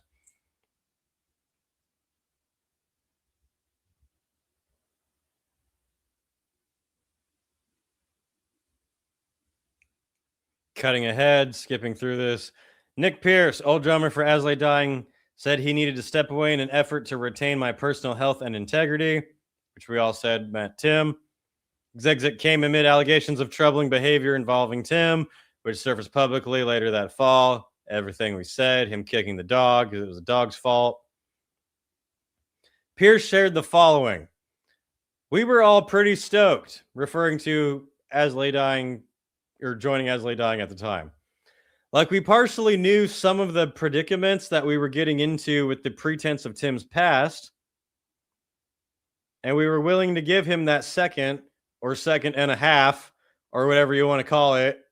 It was like we didn't hear what had happened with Jordan or with Josh. There was no talks about any of that. I don't know what that's in reference to, but more people being like, nah, he's good this time, I promise. So we kind of blindly went in hoping for the best and hoping that Tim had changed, which was stupid. Sorry. And he had changed for the better and realized that he had lost members in the band after going through all of this other stuff he had in his life. And I want a pony that can fly and shit gold. And we were going in there to help support that band and help support the legacy and metalcore and all the things related, you know? And so we wanted to be a part of something that could be something great, because after playing that first song together in rehearsal and realizing what we could all do as a group, we were like, holy fuck, this is sick. Like, I've never been in a position where a band jams and has in-ears in and you can hear every nuance of everything and it sounds fucking on point. Never worn in-ears, I guess. Of course, I've jammed with Ken, Susie, ex As They Lay Dying before, and it's never been with having his guitar pumped into my ears. And I've never jammed with Ryan or Phil, but everybody collaboratively fucking crushed it. Right? It was a cool beginning to jamming with all those dudes and being in a new position after being in a band for 10 years. Hopeful dreams. Vermin Supreme can gift you a pony. Exactly. He continues. Like, it was all very kind of fresh for all of us. Ryan was in Miss May I for years and had this opportunity. It was a cool awakening. It was something definitely fresh and kind of uplifting for all of us, because it was all new. It was different, and taking that risk and taking, whatever associated person that we knew were involved at the time, we didn't realize, what the fuck? You wanted to make it big with Azalea dying, so you were looking past what he did. I get it. Like, I know I'm going to catch shit for this online, so I have to pretense it that we knew Tim had a past. Like, don't get us wrong. There's a whole record of it. I have other friends that have fucked up in their lifetime and made mistakes, right? Everybody gets a second chance. See, I can understand wanting to give someone a second chance, but like I've said before, Tim wasn't blacked out drunk and like almost tried to kill his wife in a heat of rage, which is still horrendous and not excusable at all. But when it's premeditated to the point of taking out the money, finding someone, giving them details to carry out a hit and giving them specific instructions, that takes it more from a way of a crime of passion. And crimes of passion, or heated moments, I guess you could say, are more what people can hopefully honestly move on from. People usually don't get better from premeditating murdering their wife. It's kind of just like a part of you, But anyway, also, like I've said many times, Tim never took accountability for it. He never expressed that he actually was a changed person and what he did was wrong. He was just like, yeah, being in prison was really hard for me because I was sad. Anyway, he continues, we gave Tim that second chance, and that was my second chance to Tim. He fucking blew it. Completely fucking blew it. So just like any of my other friends, who am I to say that I could judge one character against another by not giving somebody a second chance? I can. And just like I've given somebody who's a drug addict, that's not the same thing. Just like I've given somebody who's a drug addict, somebody who's been put up in the pen before, like, I'll treat him all the same as them because everybody gets that second chance in life, right? If they show remorse for it, which he didn't, he was bummed out he got caught. Well, he blew his fucking second chance. Pause. He made some really stupid fucking decisions. He blew it in the end game, So I wish Tim would get the help that he needs, but he's not. There ain't no help that Tim can get. He's going to keep on his path. I hope the rest of the guys in his new formula don't find out like we did. They will. Or if they haven't, then they agree with it, which is weird. Where'd Rocket go? It's legitimately dark. I'm going to have to take a... For last podcast of the new year, I am removing the sunglasses. Is it because of celebration? No, it's because it's legitimately dark now. It's hard to see here. Ta-da! We're making history on the Wyatt's Metal channel. I swore Rocket was just here. Where'd you go? What are you doing? Come here. You want to laugh at Tiny Tim? No? All right. Pierce continued. I wish him the best of luck. You don't have to. It's totally okay to not wish him the best of luck. But I really wish he would get some fucking help. Beyond that, I really don't want to say much because the internet and everybody else knows what the fuck happened. There you go. We've all been predicaments or associated ourselves with some individual, whether it be a girlfriend or a family member or whoever in our lifetime that has had a rough history, that has had a rough past, that may have suffered from mental disabilities or may have suffered from injuries or whatever it may be, right? Yeah. But how many of them attempted to hire a hitman? And over the course of your lifetime, you meet those people, you befriend those people. Sure. But you still need to have awareness of bad people. There's people who make mistakes, and then there's bad people. How long? God, people ramble.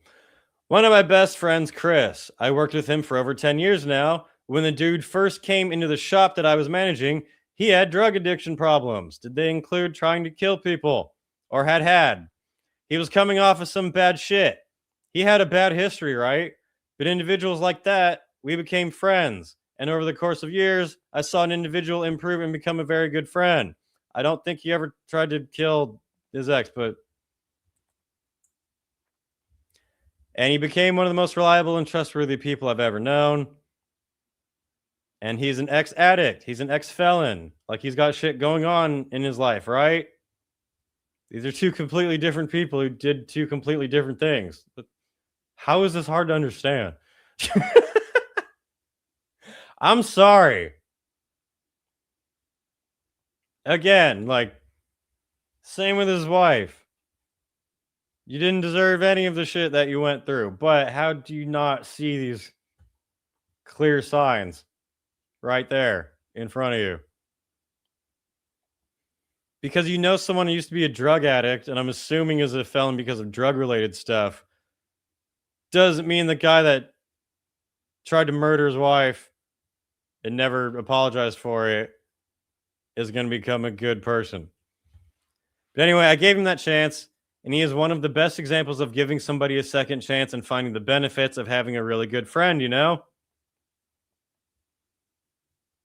Would you have given them that second chance if he was a rapist? Or was it because he was a drug addict or a former drug addict? Clearly, it depends on what the person did and how they're acting and what they show. And I've done that with numerous people in my lifetime, and more of them than less of them have worked out. In this As LA Dying situation, not at all the fucking case. It's a special exception and definitely went south, and fuck me, you know? Like and fuck Ken and fuck Ryan, like we all got shit on. Fuck, fuck, fuck, fuck. I found out the band was breaking up on my birthday. Merry Christmas. It was a shit fucking predicament, and within 24 or 48 hours time, I went from thinking that I was going on tour in Europe in like 2 weeks later to finding out that the band was falling apart. All because of the shit Tim had done, right? And so, like I said, my bad. I mean, this guy didn't cause any harm to people. I'm not trying to shit too bad. I'm just like, how many signs do you have to see that say the road's closed before you turn around? I trusted the wrong fucking guy this time, and so did everybody else. And so fuck us, you know, it fucking happens.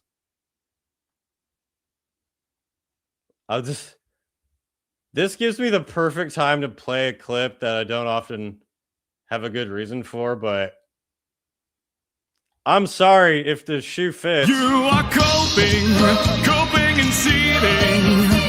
You just can't accept what you're seeing. Yes, you're coping and seething. The truth it is scalding, and now you are molding and coping so hard. Coping and seething. I don't know, like, obviously I wasn't in the situation, but it's not like Tim hadn't gone to jail for trying to kill somebody. If all of this had been the way it was without that, then I could see more of the, oh man, I'm not sure, let's see how it goes. But I don't know. What do you guys think in the chat? It's kind of ridiculous. Are you excited to have more Tiny Tim coverage to talk about in the new year? Are you fucking tired of this motherfucker and wish that he'd stay in Russia?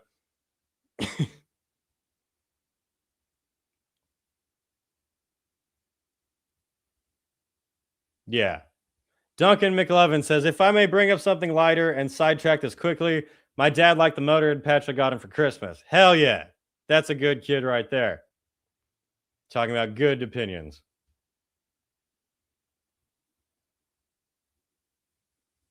You see why I was just waiting for the clip to end. I hadn't used that clip in a while, man.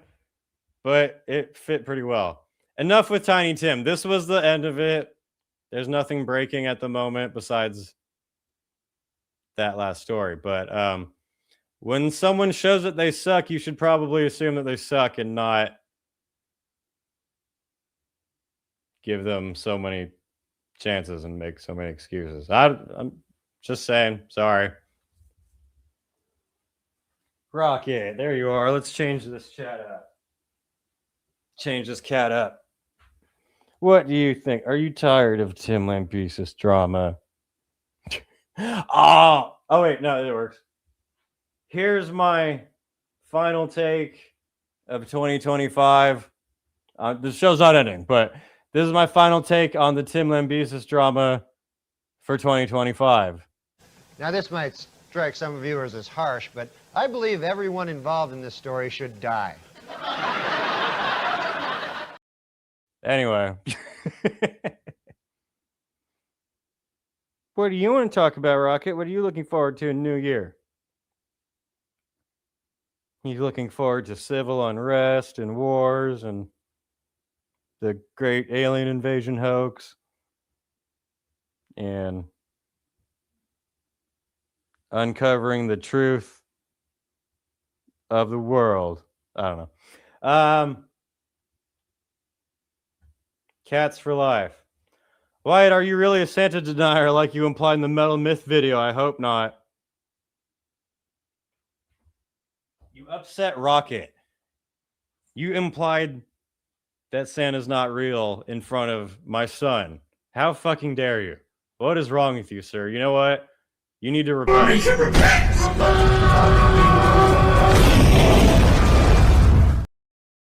Anyway.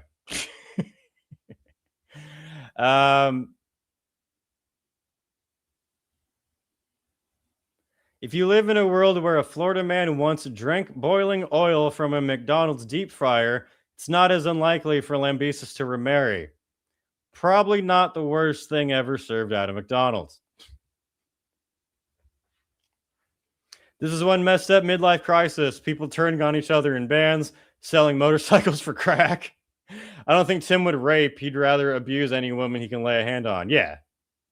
Yeah, there's been no accusations of Tim doing that, so fair is fair. Tiny Tim Lambitch Tits is a retarded weirdo abuser, but there's been no accusations of that. Rocket says move on. It's raining outside, which is rare for California. Damn, I look terrible. This is why I wear sunglasses, because I look awful. Honestly, the sunglasses. Let's reveal the big mystery. Why does Wyatt's Metal wear sunglasses on stream? Because it bothers people. Honestly, that's honestly why I started doing it, because it's such a simple thing.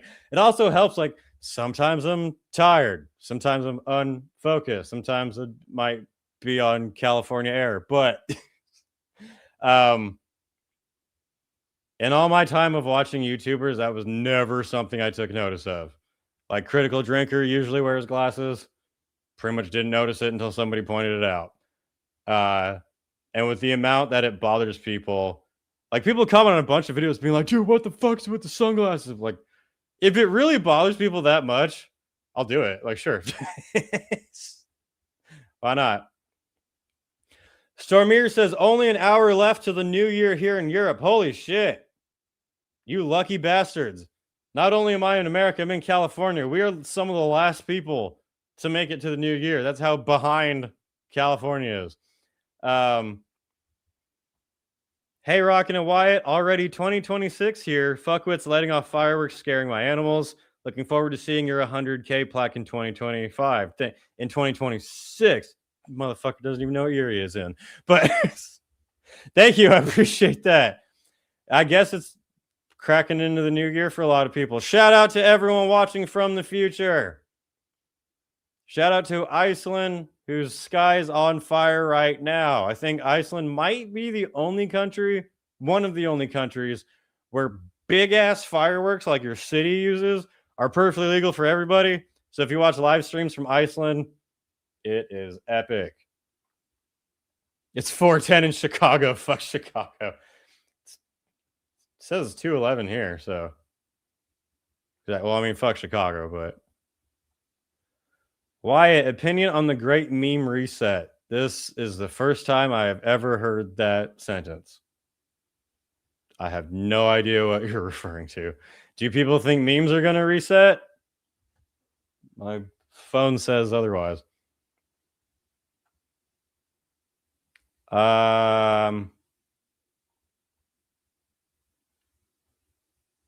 See if there's anything else I missed. Fuck LA even more. You are correct.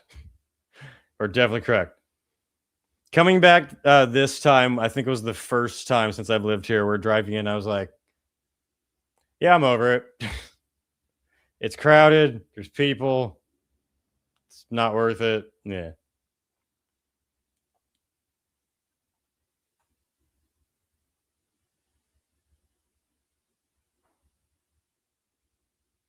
Stormier says, great meme reset is supposedly when all the brain rot bullshit will get replaced with old school early internet memes. Okay. That sounds like something that's probably not going to happen, or just be people spamming old shit. I don't know. I don't care about the great meme reset in any way. Moving on. What was there was something I was going to bring up. I can't remember. Why aren't you going on the cruise of 70,000 tons? I forgot. Money. I just didn't pay for it this time, even though the lineup is really good. And I do wish I was going because the lineup's really good. I don't know if I even have that many friends going, to be honest, because usually it's a whole shitload of people and I'm really jealous. But I would definitely go this year. The lineup is killer. Kenon and Faber, Anthrax, Dust Bowl, other people. Yeah, just financial wise. I would love for this channel to only be me going to festivals, but that's extremely expensive. And the channel is doing well. And 2025 it's done the best it's ever has, and it keeps growing, but it ain't at that level. So. Anyway.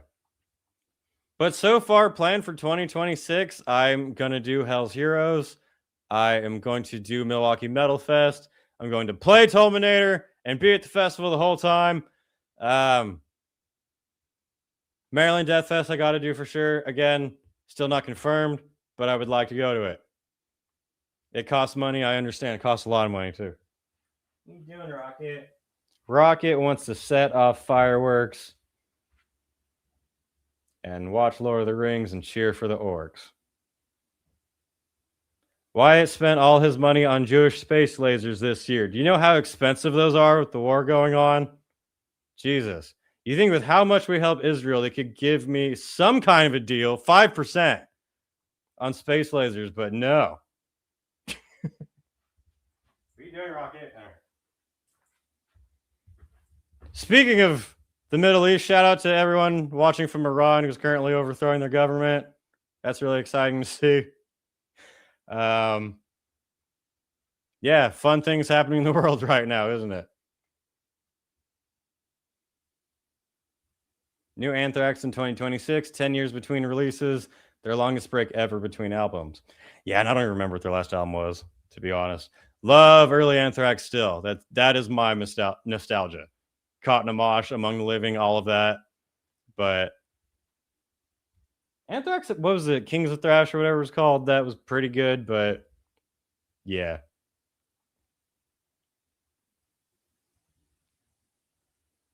Are you going to listen to the Megadeth Ride the Lightning cover? Probably not. I'll probably throw it on out of slight curiosity, but it's not something I'm expecting to like.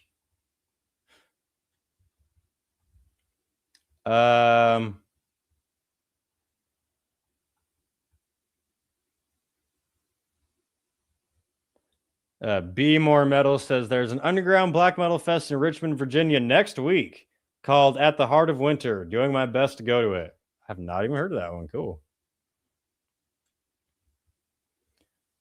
Someone mentioned that they're going to see Lamb of God in April. And you reminded me of a funny story that I saw pulled up that we can cover now. Where'd you go?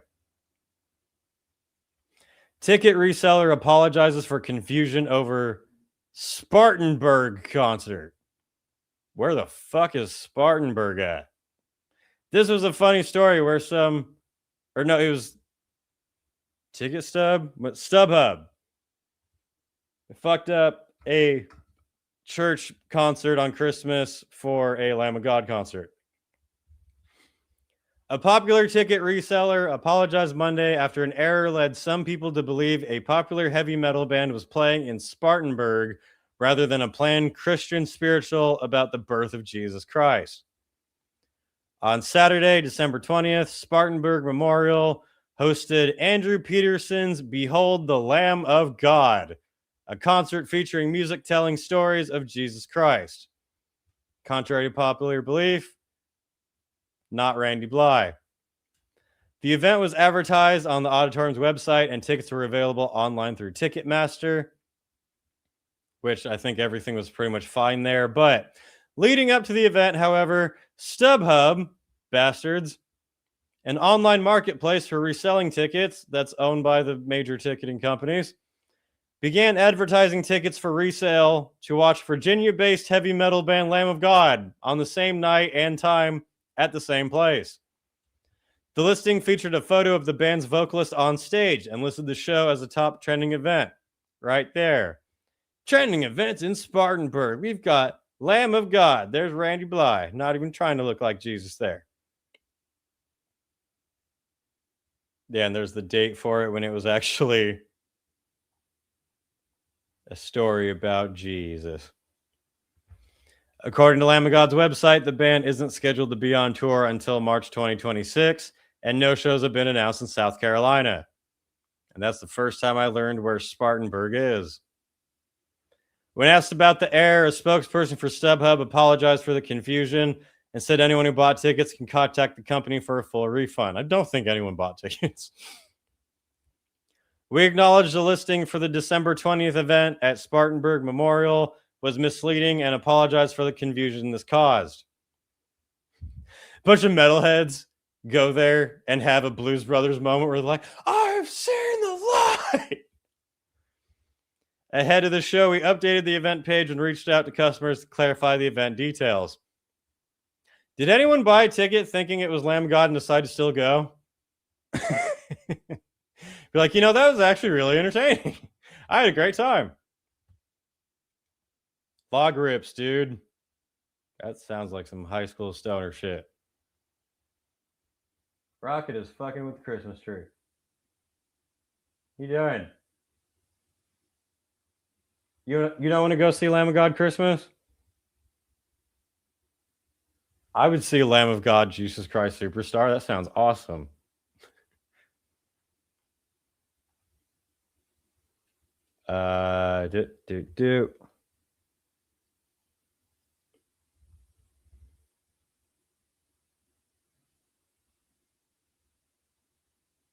What bands have you seen the most? Mine is Lamb of God. They play all the time around here. They play all the time, period. I think the band I've seen the most times out of any band ever is Arnocore. Because I was in their area and obviously growing up and went to their shows a lot, all the time. And yeah, still some of the greatest band of all time. Lamb of God's high up there, though. I've seen Lamb of God a lot. And Amon Amarth. Would you calm down over there, Rocket? Don't make me pull out the shot collar. I pretend to not be like Hassan, but it's just a grift, so people think I'm nice. He thinks I'm not watching him. Would you say you're an aluminum fan and instead of like a copper fan or a steel or a tin? Copper all day. Death to false copper. Tell the vocalist for Lamb of God MAGA. Nah. Randy does post some dumb political shit, but like Randy is still a big influence and inspiration for me in terms of a frontman and a performer. Like absolutely, they were one of the bands I did not like when I was getting into metal and I was being a cool little hater. And then I saw them live and I was like, I was wrong. I was completely wrong. But yeah, I still respect Randy as a performer and would love to talk to him about music. I would not enjoy a political chat with him, though. Wyatt, what band do you consider the worst band ever? Not strictly metal, can be rock and punk as well. And no obvious answers like fucking Psycho Sinner. I don't know what that is.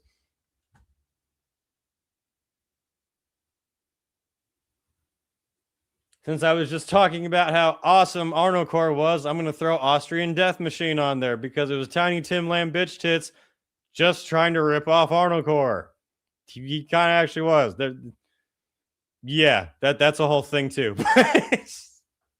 Austrian Death Machine was lame as shit. The number 12 looks like you just because of their name. People are saying Motley Crue. I wouldn't put them on the, at least, I mean, maybe now, but not when they started.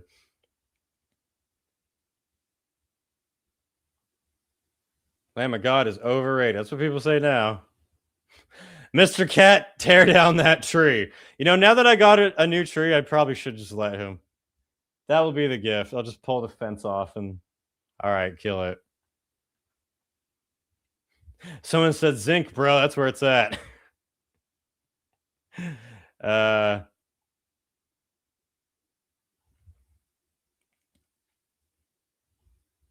Yeah, the first band that came to mind when you said worst bands ever, I'm going to throw Austrian Death Machine on there. Should put Dogma on there for how all that ended up playing out, too. Cat's trying to fuck around right now. For me, it's Fall Out Boy. I can't stand a lot of music, but my God, if somebody puts them on, I'm punching them in the face. I can't stand their music. If you want to talk any music group, period, ever, one that I absolutely could never stand, I despise, is so much that I hate. I completely forgot what their name was. Black Eyed Peas. That is the definition of a sellout. Whatever's popular at the time. No actual artistry involved. Made by committee. Shit vanilla music. When I claim the crown, that whole band is going to the gulag. I don't care if they barely make music anymore. They are still advertising Dogma to play in summer festivals. Are they going to make it? They're attempting to. They're claiming they're going to. Anyone who joins that band is fucking stupid. But, speaking of that, let me see if I can get something pulled up really quick. We might have a fun surprise thing to talk about. Maybe, maybe not. Someone sent me an interesting article that I need to try to find. Where to go? Talk amongst yourselves.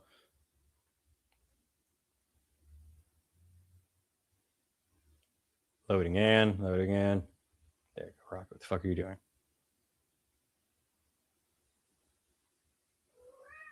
Yeah. Interesting.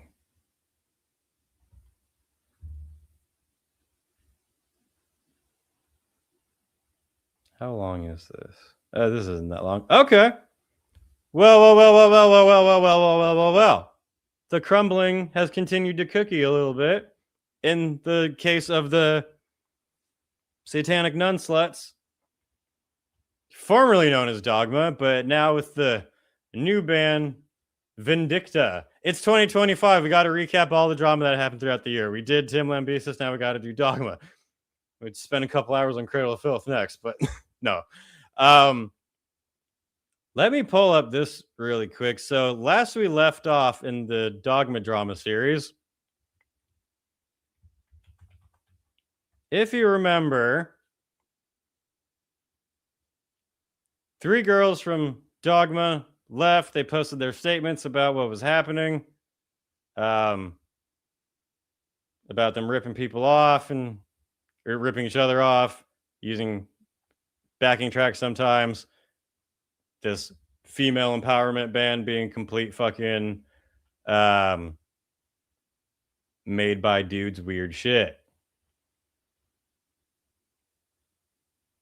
So someone said, oh yeah, I completely forgot about it. Lucky you.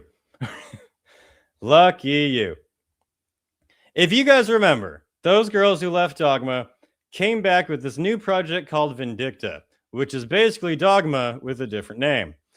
But it's really weird since they were all talking about how, you know, getting away from the shit environment of it, but then it seems like they're doing the same thing again, especially because they were teaming up with this guy. His name is Alvaro Rabachino. Are you seeing this? I'm pulling up the right thing. Yes. He made a statement when all the fire was hot and all the focus was on Ian DeLeo. who was one of the main people doing the Dogma stuff, but another one is him. He tried to get away from the discussion or any blame for him, saying that he created the project, he wrote the lyrics, he wrote the music, he put it all together, and then it was stolen from him by Ian DeLeo. I did not see how that made anything better, since he was still admitting that he created all the music in the project and everything. Blah, blah, blah, blah, blah. Dogma started as a project by three brothers, Alvaro Rabachino, another Rabachino, and Ian DeLeo. I'm not reading the whole thing, but you remember where we left off. He announced that none of the shit with Dogma was his fault. He's goody little two shoes, and he's going on to start Vindicta with Grace Amber and Patrick. What do you want, Rocket? So, Alvaro Rabachino. The big question was, are the girls not just doing the same exact thing? If this guy wrote the music and was there the whole time, how is it he have no involvement? He's a good little two shoes, and it was only Ian DeLeo. Well, someone, a little birdie, sent me an article that I just translated for the first time right now. It was in Spanish, I think. I don't know who this lady is, but Nettie Ferrero said that Manoa blah, blah, blah ended due to abuse and persecution by her former partners. I'm guessing this was some like Spanish pop group, but the former lead singer of the band denounced Alvaro and Frederick Rabachino for keeping the band's royalties and using her image. Alvaro Rabachino, the one who went on to start Vindicta with the girls, who called out everything the guy was doing, but then started another project with the same guy. Through a statement on social media, Natalia Ferrero, who again, I don't know who this is, who was the vocalist of the Uruguayan group Mano Arriba, shared on social media the reasons why the cumbia pop band broke up after a legal dispute with her former partners. She said, I am currently experiencing what I consider abuse and persecution from Alvaro Rabachino and his brother, Frederick Rabachino. The two guys who admitted to starting Dogma with Ian DeLeo, who then threw him all in the bus when all the attention was on them. Musicians and co-owners of the band I was a part of until a few months ago. The band and brand Mano Arriba are owned by three people, Alvaro, Frederico, and Natalia. This is the case after years of legal action on my part. Since in 2014, the two Rabachino brothers had the foresight to register the band we started together in their own names alone. Only in 2021 did I start receiving the royalties from the digital platforms that are rightfully mine. The best years remained in their possession. This is translated, so there might be some errors here and there. But in July 2023, we agreed with a professional as a witness to dissolve the band due to lack of agreement and to not use the band's name on social media. I think she added, which is Dogma was going at about that time. The artist then revealed that her former partners used her image to increase ticket sales for their shows. Exactly what Dogma was doing.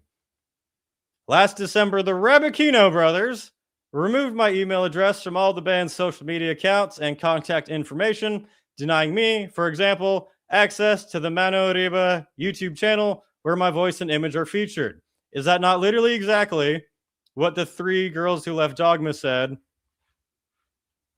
But now they're working with the guy. This whole podcast is about making good decisions. It is the new year already for some of you. It's going to be the new year for me in a couple hours. We are going to hold ourselves accountable and not make stupid decisions. If we call out the band we were in for abusing us, we are not going to immediately start the exact same band with the same people who were abusing us. We're going to make a change, people. We can do it. All right? For people commenting, this is not from me. I don't have an ad blocker, as you could tell. The artist then revealed that her former partners used her image to increase ticket sales for their show. Oh, wait, did I already read this? Oh, yeah. They also hired another singer to replace me and used the name Mano Reba to sell shows. They did that with Dogma. Breaking our agreement, several people contacted me, surprised to see Mano Reba performing with a different singer. Between 2016 and 2017, Mano Reba had its heyday. It doesn't matter. So, the Goody Little Two shows Dark Messiah, who had nothing to do with all of Dogma's bullshit, who's starting new band Vindicta with the girls who were sick of the bullshit, had already been calling out from other people for being the one causing the bullshit. Let's go through. I'm not gonna, but this shows how people don't use their fucking brains, because when the Vindicta thing was announced, all the comments were like, oh my god, yes, hail Queen, thank you for speaking out. This is the true version of the band. We're so gonna stay with you. Like, oh, this is the real version of it. And I was like, none of you think that's weird that this guy admitted to making the whole project and music? And it's like, nah, we're not gonna do it this time, I promise. So, unless this translation is lying to me, I think Vindicta is literally exactly the same as Dogma.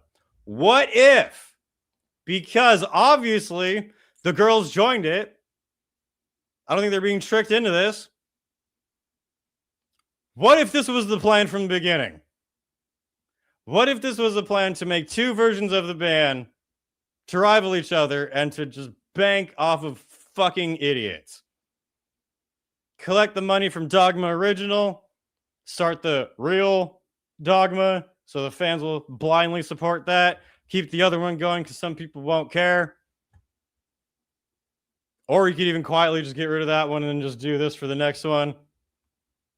Was that the plan from the beginning? Since the girls are involved, it makes me ask. It's just going to be literally the exact same thing. Why are the girls involved if it was him? He did it. He fucked this pop band, he fucked Dogma, and now he's gonna fuck this band. Guys. You can't keep getting away with it!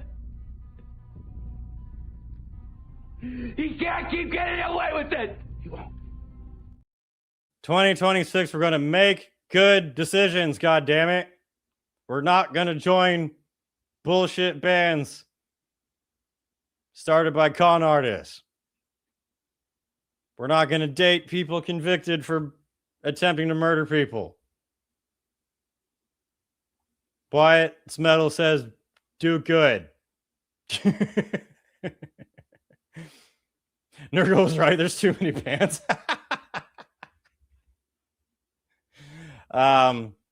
So that's weird. Shout out to a little birdie that sent me that article. Anyway, positive metal news. Hellsot is touring with Arcona in February 2026. Let's pull that up. Arcona are a fucking awesome band from Russia. And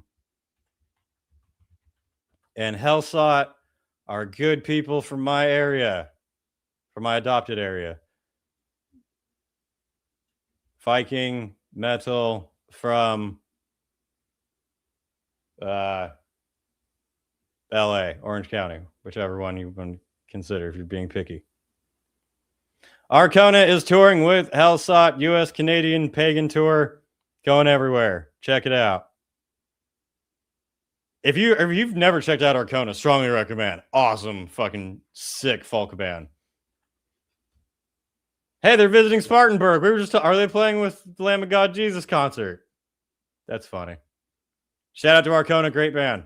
Great band. Are we going to review the Milwaukee Metal Fest lineup? Did we already? Maybe we didn't.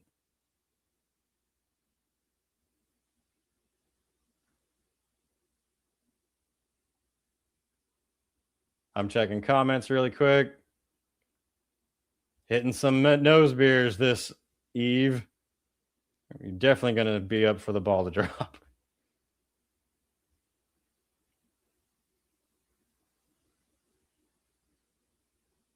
What is everyone else in the chat doing this New Year's Eve? Hanging out with the savior of metal. Someone said they're tired to death of the dogma drama. But it's so interesting. You don't have to listen to the band. You don't find it interesting? I find it very, very intriguing. It's like discovering daycare centers in Minnesota. You're not like it just keeps going. It's weird. You look at it and you're just like, how? Speaking of weird motherfuckers.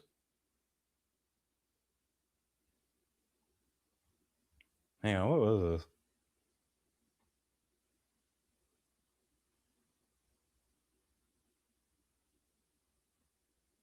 this? Did you guys hear about this Bill Murray drama? Not the guy, the band. Someone's playing air hockey. That's a great Canadian sport. Wyatt, thoughts on this band, Dark and Sandy? They're really cool. They suck. You are a poser. Fucking loser listening to poser metal. Yeah, this band, Bill Murray, something that people have recommended, shouted on the chat before. I guess their guitarist, who looks like he has allegations, has allegations. Bill Murray, guitarist. I don't know if that's how you say it. Exits band amid allegations. I exhibited behavior on several fronts during a previous relationship that I deeply regret. I am so sorry, not only to her, but to anyone who found out who was affected by my behavior. At this point, I can only apologize and take the steps to what happened. This video is going to tell us what happened, I guess. Or not. Wait. Link. Share. Make good decisions in 2026, people. Rhys Maslin has stepped down from the band shortly after serious allegations have surfaced about him. So here's everything that's been shared so far. In a statement shared on his Twitter page, Rhys Maslin said that he exhibited behavior on several fronts during a previous relationship that he deeply regrets. Like what? He apologized to his former partner and anyone else affected, saying that at this point, greased up hog cranker. I think that explains the behavior. He can only apologize and take steps to become a better person. Maslin also confirms that effective immediately, he's stepping down from Bill Murray, saying that while he loved his time do you really say it as Bill Murray? in the band, he needs to focus on himself. Bill Murray is the solo project of musician Johnny Frank, and Rhys acted as a live guitarist on tour and frequently collaborated on studio recordings. Rhys's statement came shortly after his former partner, who posts under the name Selena Coma, shared a lengthy statement on her social media detailing her experience and the past. We've read enough shit today. You read it for me. Relationship. In those posts, she describes what she says was a pattern of behavior that included racist and misogynistic remarks, repeated use of slurs, what she characterizes as edgy jokes, used to deflect accountability. She also alleges emotional and psychological abuse. She also describes a very specific incident involving a race swap image that she alleges Maslin later used as a caricature in group chats. She claims that screenshots show him typing out a word that white people can't say. Her posts also allege threats made during conflict, including reference to self-harm. One of the most serious claims in all of this is how she says that Maslin treated her during her miscarriage, alleging emotional cruelty and a complete lack of support during medical emergencies. Selena makes it clear that these statements reflect just her experience and asks followers not to threaten or harass anybody, emphasizing that she's not accusing any other members of the Bill Murray Project or people associated with Maslin. This story is still developing, and if more statements are made beyond this, I'll be sure to provide an update when I have it. This is just an extremely disappointing situation all around. Bill Murray Come days after ex-partner alleged racist and misogynistic remarks, emotional and psychological abuse, mistreatment during a pregnancy loss. Now, this might strike some viewers as harsh, but I believe everyone involved in this story should die. Anyway, that sounds like some core shit. Another day in the life of a core band.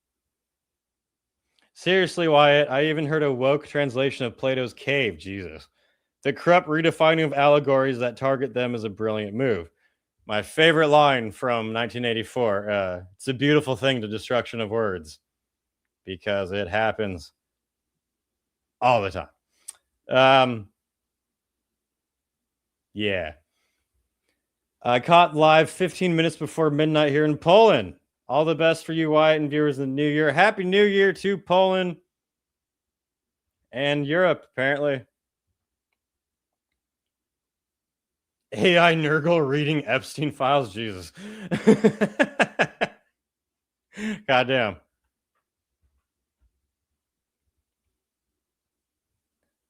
What is your New Year's resolution?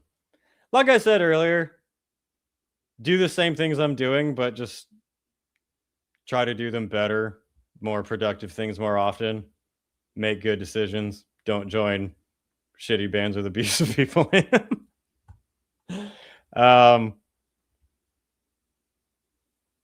Things that will always happen in life. Death, taxes, and Wyatt's forehead getting way bigger. Now, hold on. I posted that picture of me with long hair from like high school. And as you can see, I always had a big forehead. So, does it count as receding if it's always been the same? That's just technically not accurate. I've always just had a good, large brain, as you guys know. Wyatt, thoughts on Dark Insanity touring Epstein Island, not our target audience. I mean, if the money's good, but you know, it's kind of old. It's not really popping anymore. Maybe one of the new places.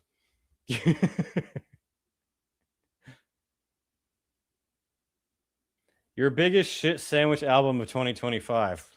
I didn't listen to bad albums. There were plenty of them, but I didn't bother. Fucking the only one that comes to mind, and I want to be fair because I don't think it's that shitty, but the only one I can really think of is the Arch Enemy one because I forgot about it immediately after I listened to it. It wasn't the worst fucking dog shit I've ever heard, but that night I forgot that I'd listened to that album pretty much.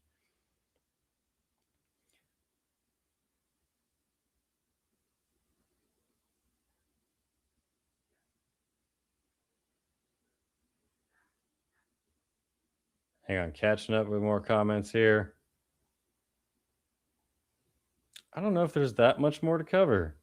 Sounds like you Europeans need to be out drinking and blowing things up. Getting arrested for hate speech. Here's a good question. Why is the band called Dark Insanity? Is it from the chaos in this world?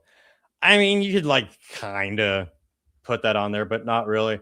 It was more so darkness within mankind and the human mind, more so than bad things going on just currently at the moment.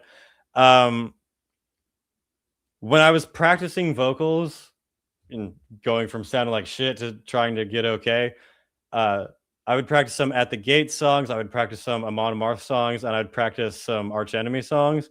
And one of the songs I would practice was Dark Insanity. And I really connected with that song lyric-wise. In my past, I went through a history of depression, anxiety issues, fun mental shit that's great to talk about because I was a little bitch. But I went through my share of mental turmoil. For a while, I felt like I needed some type of outlet to kind of express that or channel what I was feeling at the time.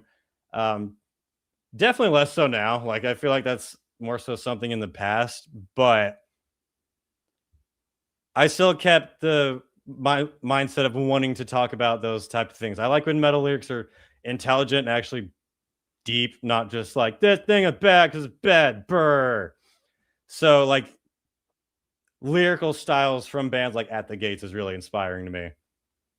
So the name Dark Insanity fit for me wanting to talk about dark mental turmoil, but also dark turmoil in society, because some of my lyrics are more about personal mental, like schizophrenia. One of the songs, which one? Rabid Psychosis, is kind of sort of loosely about an old friend of mine who went full-blown schizophrenic and lost his fucking mind.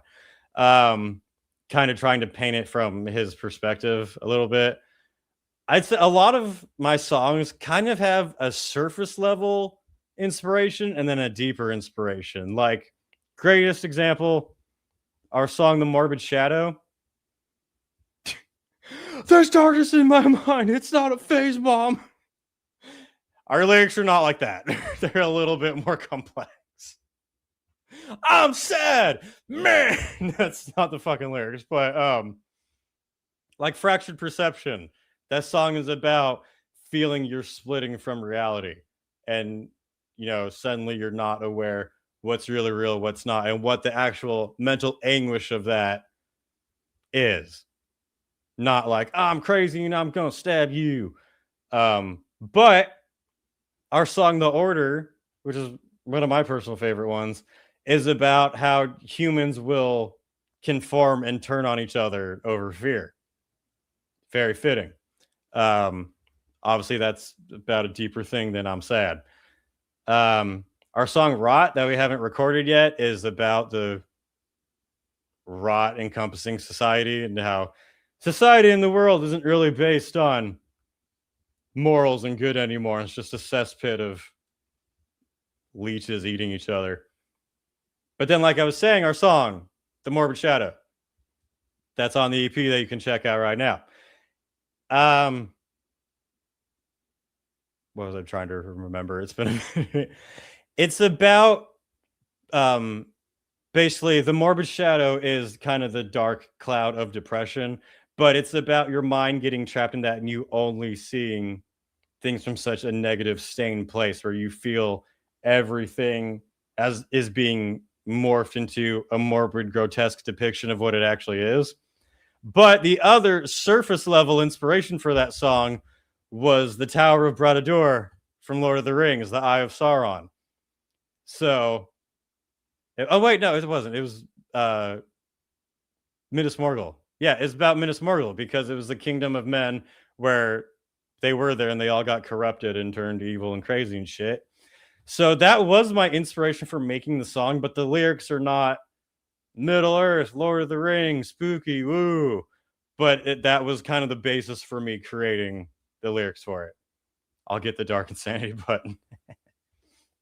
Our new song that we recorded that's going to officially come out in January, Technological Terror, is about basically human soul and consciousness being corrupted by technology and it stealing your life and your soul away. But it was kind of very loosely inspired by the film that I forgot what's called. Holy shit. Just massive brain fart. What's that fucking movie with the evil spaceship where it gets all like hella spooky with the guy from Jurassic Park?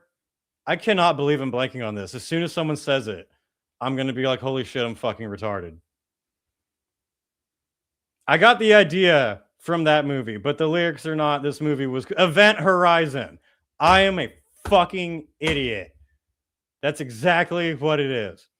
I got the idea from watching that movie, but the lyrics are not. Event Horizon is so cool.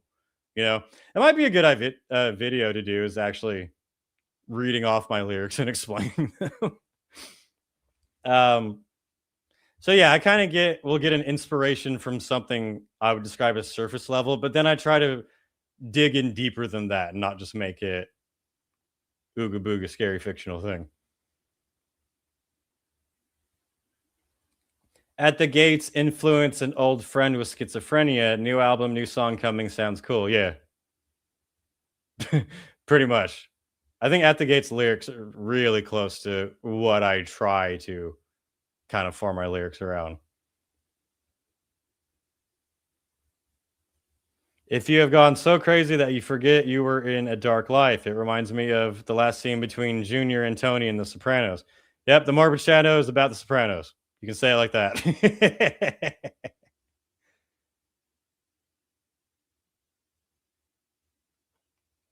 What is my favorite song from my band that you're admitting you don't listen to? Boo this man!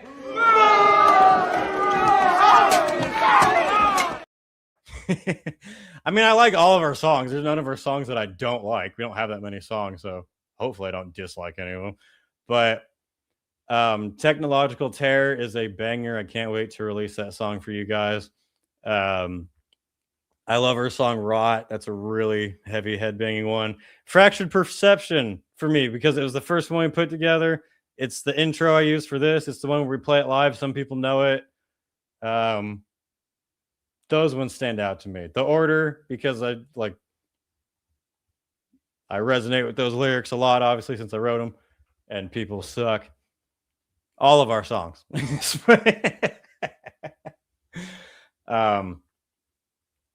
If you could see one artist you haven't seen live before, who would it be? Dead. Artist included, mine Sabbath.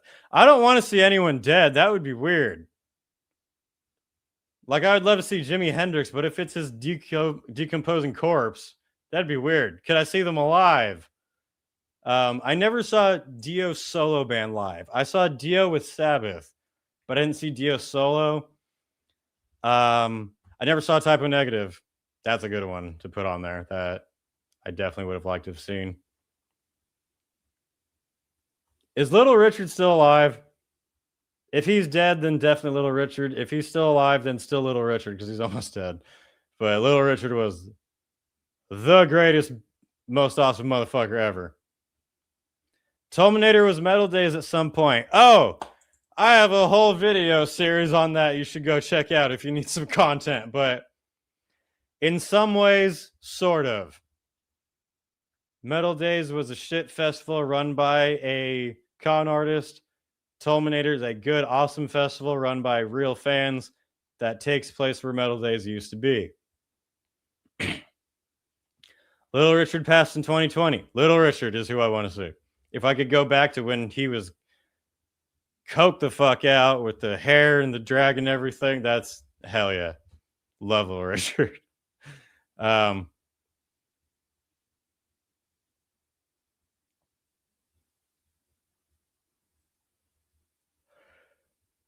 What else?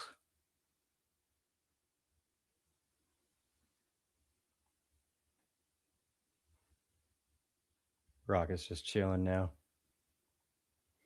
Wow, it's more in depth than I thought. Heads went through turmoil and chaos, humans turning into a shadow schizophrenic world. It's not a societal view with leaders and quality people. Sort of, yeah. I try to write about real things, but not a blatant like this person is bad. You know?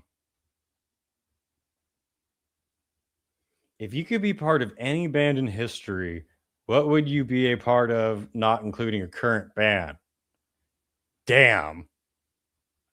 That is a hard question.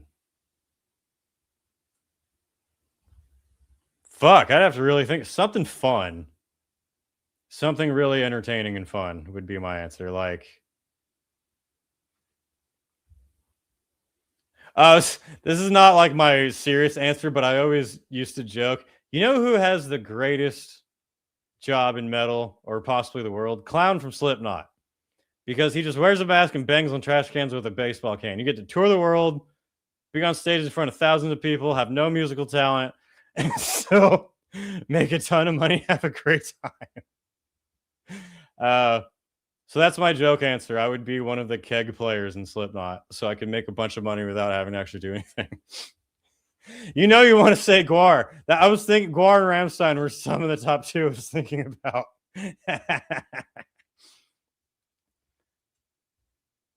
Did you ever do a video on your top albums of the year? Someone does not watch my channel. Move this man! Yes, I did do top albums of the year. See, that's the thing. Like, when you do, sometimes I'll get comments from people saying, why do you only talk about negative stuff? You're the TMZ of metal. Blah, blah, blah, blah, blah, blah, blah. Why don't you just hype every band ever and just be a little shill? And then when I do make videos promoting bands I like and saying good things, they tend to get way less views, which isn't going to stop me from making them. But two reasons for that. One is because they generally don't get shown to people, which is the one that pisses me off. So like with Oville Cloud asking, I'm assuming you're one of the people who the video just didn't pop up for you, even though you're here, which is YouTube's fault and is stupid. A lot of the times people who are subscribed to channels don't see new videos pop up. But also sometimes it's true that people just don't watch those and only gravitate toward the angry clickbait drama videos and then get all, how come you only talk about negative stuff, even though I choose to not watch any of your positive videos. But yeah, I dig the channel a lot. I just didn't see it. That's what I thought. Yeah, I wasn't trying to actually rag on you, but that's one of those things with YouTube that pisses me off. Is like, if I genuinely make a video that people don't like, fine. But if the Magic Skynet robot is just deciding not to show people videos that they'll like, that annoys me. So that's what I'm taking issue with here. Wasn't trying to attack you. But someone asked highlights of 2025. You know, there were several. I had to actually look back and remember some of them. But man, definitely a big one for me was going to the Souten Festival in Iceland. Because that was the first metal festival that I was invited to because of the channel. And like my flight was covered. They wanted me just to come out and film it and do what I do. I pretty much didn't like front much of that, besides I kind of just went there and was told to go places and do stuff. So that was a huge moment for me, because people watching or new to the channel might not know that my family is Icelandic. My grandmother came here from Iceland. So I've already had a huge connection to the country. And then the metal scene, obviously. So getting to go to my ancestral home for a metal festival because of my channel, that was a big, like, holy shit, kind of can't believe this is happening moment. Another one, I did 70,000 tons of metal at the beginning of the year. Almost kind of hard to remember. It feels so long ago now, but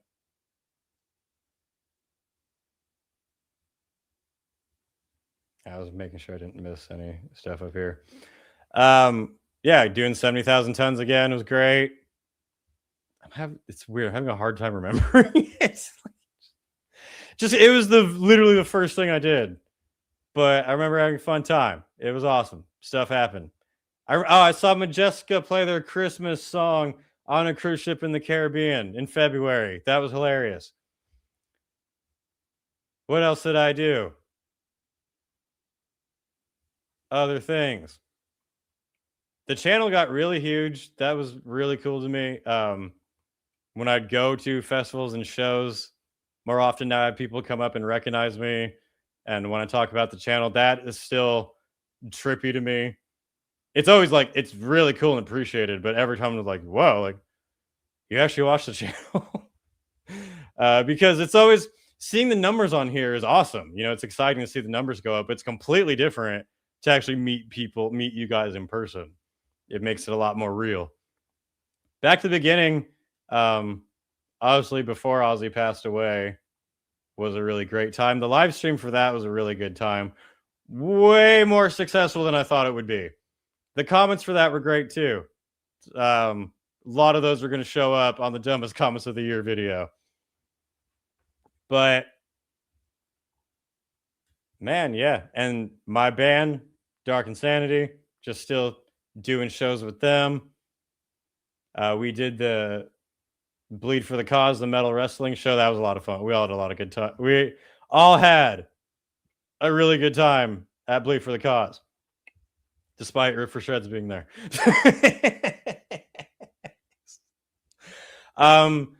Personal shout outs of the year go to the guy who killed Ian Watkins. That did great for the channel.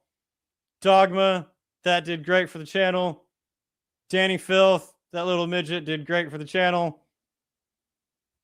What other drama did we grift on this year? I was checking. I actually pulled up pretty much all the videos I did this year. I think it starts here. Let's look at that recap. So it was about here, since the funniest comments of 2024 is there. This is about where 2025 started. Behemoth is poop. That was fun. No, that's someone asked shit album of the year. God is poop. That album for sure goes on there.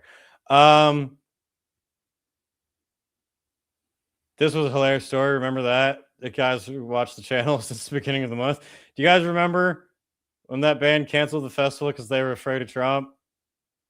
That was pretty entertaining. Oh yeah, Firefest 2 happened, sort of. Apparently, it like really happened, but it was kind of a DJ tent. I don't know about that. Tool did their bullshit concert. Tim, we should count how many times Tim Lambesis pops up on here. Weezer wife lady getting shot by police. That was fun.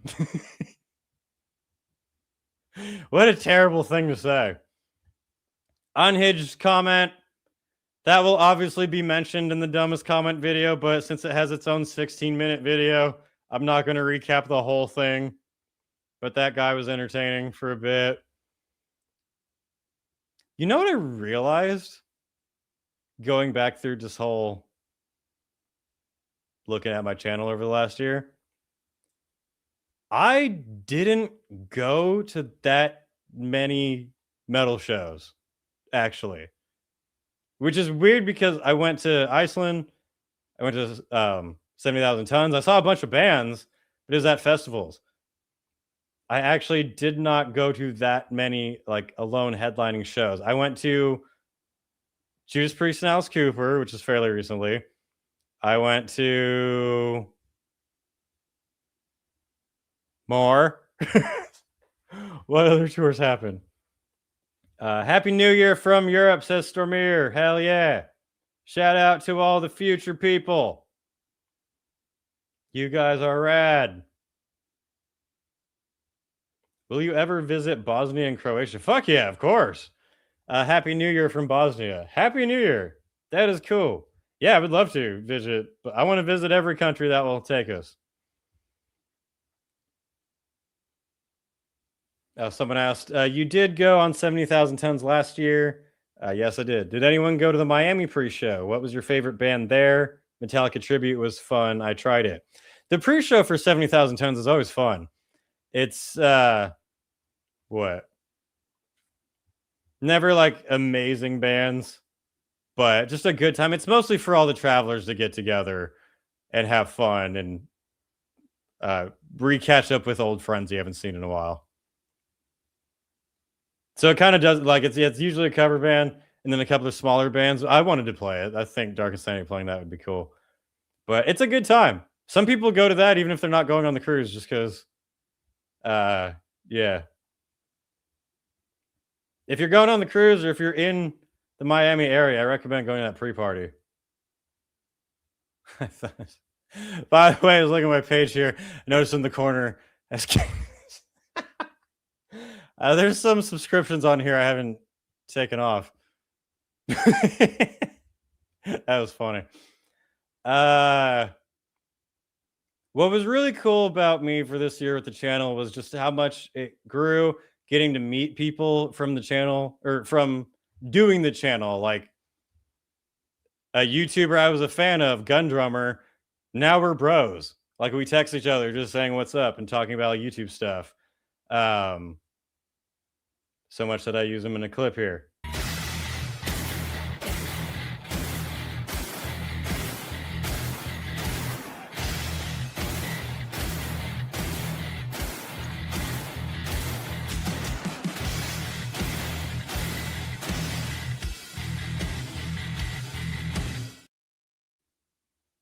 Sometime in 2026, got to do a collab with Gun Drummer for sure. Can we see all of your subscriptions? No. Just there's some old shit on there, like even I forget about. Like I used to be into stocks, really hard, like when the GameStop thing was going. So there's some stuff from their salon there. I'm like, I don't fucking watch this shit anymore. The fuck is doing on there? All right, let's see what pops up. Gun Drummer, Tank the Tech, Snarky J, Metal Pilgrim, in an Extra Sphere. It's Deep. That's how I learned how to mod, through It's Deeps. Metal Rock Zone, Rock Feed, Banger TV, Critical Drinker, Boris T, Nikki Law. Go check her out. Friend of mine who moved to Singapore. Fun channel. Candace Owens for comedy. Heavy Metal Philosophy. Are these mine subscribers or other subscribers? I didn't know I was subscribed to some of these. Nerderotic is awesome. Vulgar Display Gaming. He did, what was it? Bleed for the Cause. Napalm Records. I didn't know I was subscribed to them. Star Wars Theory. I like him a lot, but I haven't watched his channel in a minute. Hypnotic, friend of the channel. Check him out. Diabolical Souls. I'm not reading all of these, but like Police Insider. I don't watch that. Penguin History. I don't even know what that is. New Black Street is great. I definitely watch that. This one is worth checking out. Iblis Manifestations. That's a metal podcast you should check out. But like, who's Zombified Preacher? Who's fucking... I don't even watch the body cams anymore. Yeah, there's shit on here that some things I still watch. Some of these are I'm like, what the fuck is that? Anyway.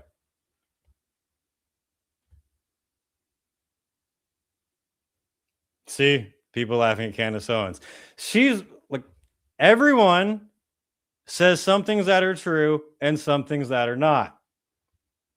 She's one of those people who I tend to think is lately going pretty hard on things that are hard to believe. But that's just me. I don't give a fuck. See, Penguin History, LOL. I don't remember what that channel is, so maybe it's worth laughing at. I don't know. Anyway, but yeah, meeting people through the channel was really awesome. Like people in the industry I've either become friends with or like I know watch the channel and I have some communication with, and that's really cool. Yeah.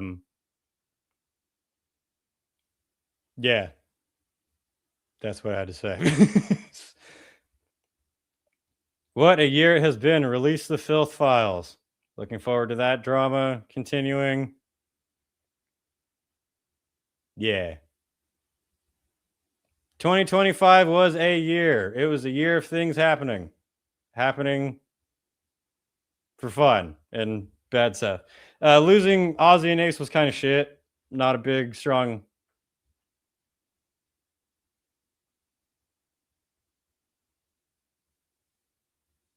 Does your band do any covers? Black Metal Rick Astley would be badass. We're definitely not doing that, but we've talked about the ideas of doing a cool cover. I would love to do a Motorhead one. For a practice that we did a little while ago, we started jamming some Metallica songs just out of fucking nowhere. And we made them sound pretty fucking good. It made me kind of want to record some. Like maybe we'll do a only released for the Japanese version of the album. Some Metallica covers or something, but it was cool. I would love to at least record a little video of us doing that because it was fun.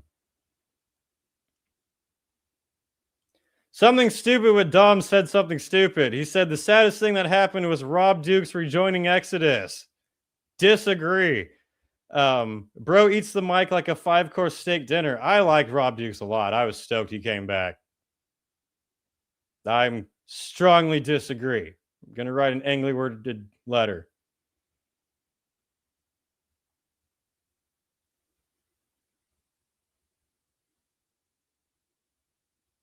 Nick Nocturnal needs to wear shades. His eyes cause insomnia. You could tell he was tired before he took his break. You definitely could. Not even a rag. Just true.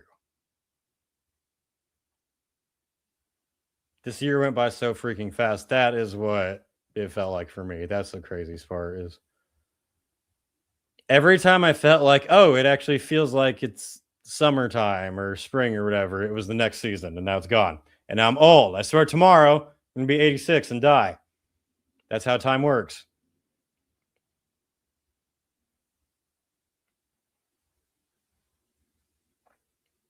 Anyway, now you guys know all about what I watch on YouTube, because it actually isn't some of those. Platform I've really stopped using lately is X, Twitter, whatever you want to call it. Fucking, it's just clickbait and drama things that I don't care about and shit. Yeah. I still have an X account, but I'm rarely gonna use it. I'm not gonna do like, I'm leaving, this is my life. No, it's still gonna be there. I might post every once in a while, but it's not a place to look for current updates, I guess you could say.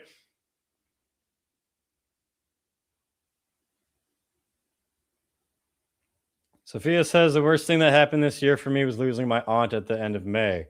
That's terrible. I'm sorry to hear that. Yeah, that sucks. I know it's obviously year is going to be hard for some people. Some people are going to 2026 excited. Some people are struggling. Wyatt's Metal hopes all good, innocent people do well and make good decisions and don't join abusive bands. Have you seen how many AI bands are all over Spotify now? I try not to look at them, to be honest. When it comes to AI bands, there are comedy ones that are fucking hilarious, and those I don't care about that. That's fun, but nothing serious. Any like AI host is actually no, fuck off. If it's a comedy song, fine. That doesn't bother me. There's lots of fun comedy shit. I'm gonna show you some. Did I pull it? Where is it? Like this one.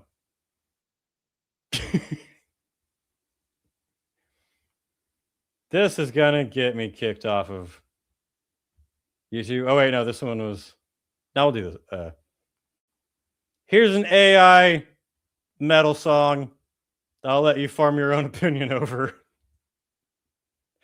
This is called "Ram It Up My Blanker," Butt Lust. 2010's industrial metal. Better than Vindicta. See, this is AI that can exist and I won't have a problem with.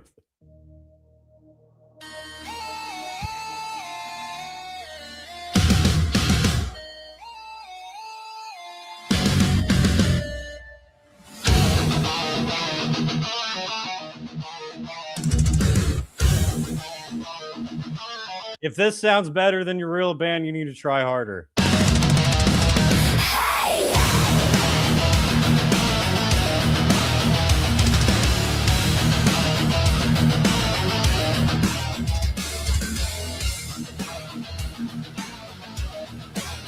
It sounds like Vindicta.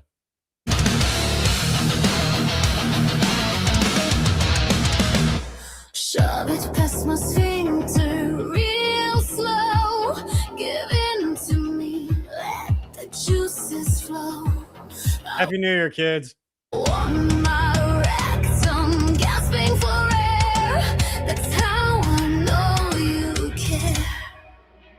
Wrap it up my shit, I'm begging you so. There's a place inside, only you can go. See, I don't think this AI should be banned. I think it's a good test. I think if this is better than your band, then you fucking suck and you need to go back and try harder. See, if someone was trying to be like, this is a real band, or this is real, then no. But it's a comedy thing that's funny. I give it I don't sit around listening to it. You know, that AI is talented. This is what AI should be for.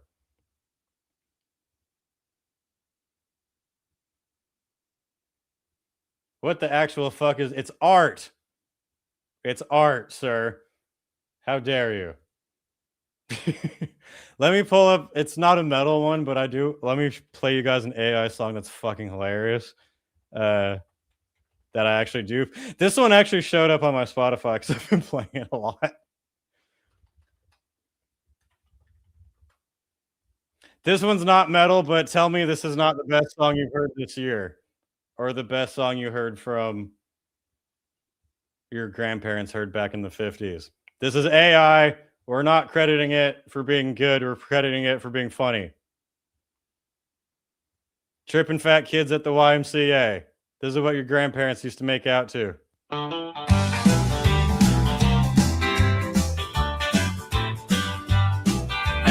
Oh, in mid-July, took a ton of pills and feeling high. I like to laugh and I love to play, get fucked up at the YMCA. But I hate the fat kids who run around, the ones too buoyant to even drown.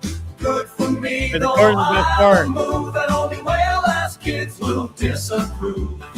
I love to trip fat kids at the public pool, watch them flop around, man, it fucking rules. Not sorry, it's funny, it's overblown. Yeah, go ahead, bitch, tell the fucking lifeguard. What can I say, it's just my style. I trip fat kids with a big old smile. Dumb wife says that it ain't right, but when piggies fall, it's pure delight. I had a mom once just unload on me, claimed I lacked humanity. Said, sorry, ma'am, but your kid's a pig, and it's a damn fault he got that big. Chorus one more time. I love to trip fat kids at the public pool, watch them face plant in that fucking drool. No regret in tripping a fatty buck. You can tell on me, I don't give a fuck. See, this is what AI is for. If this is AI music, I support it 100%. That shit gets stuck in your head, dude. I've played that song. That's in my top played list for sure for the year. See, be honest. Is that not better than a lot of current metal bands? Let's be fair. I mean, I'm all for hating clankers, but shit slaps is what I'm saying. Put some stank on it. This is art. That's right. Yeah, someone mentioned earlier, I don't want to play it on here just in case of getting in trouble, but there's a Motown remix of Yee's Happy Hanukkah, and it is fucking hilarious. Check out that one. AI can't scream, it would get consumed. Yeah, you tell me you got a funny AI song, I'll check it out. If you tell me like, oh, check out this AI song, it's badass. No. Fuck off. But see, the future's not so bad. We got some hilarious songs up there. My eyes just twitched.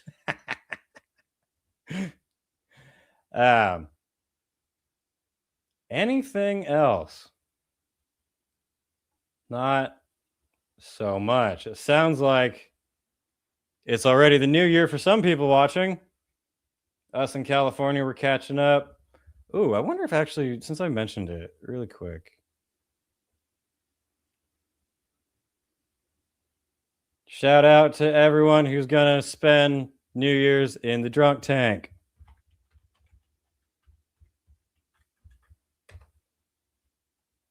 Oh, there we go. That damn thing happening. I'm looking for live feed from Reykjavik right now since they're should be just starting to launch all their shit off. Seeing black streets. I've only ever been to Iceland in the summer and like end of summertime. I really want to go in the winter when it's just dark all the time.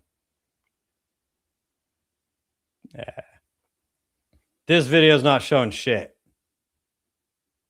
Never mind. Take my word for it. Edge of the black street. What's Wyatt's plan for New Year? I am about to put on my VR headset, put Return of the King on a 100-inch 4K screen, and watch that. That's my New Year. That's what I'm doing. I am old. There's not a chance in fuck that I could stay up till midnight now. Unless we had some nose beers.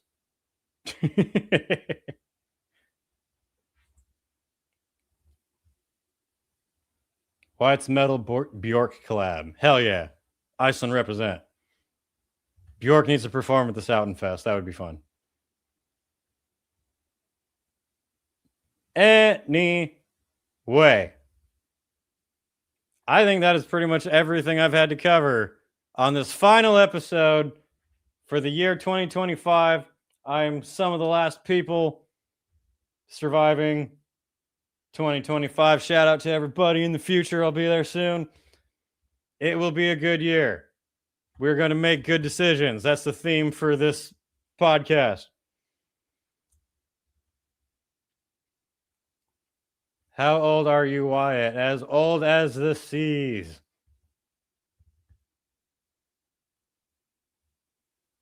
Yeah. Anyway, Happy New Year, everybody. Have fun. Try not to get arrested. Try to keep all your body parts. Or be like me and watch a movie and go to bed early. Super fucking metal. Any chance of seeing Rocket before the end of the year close up? Can we bother you for a second, sir?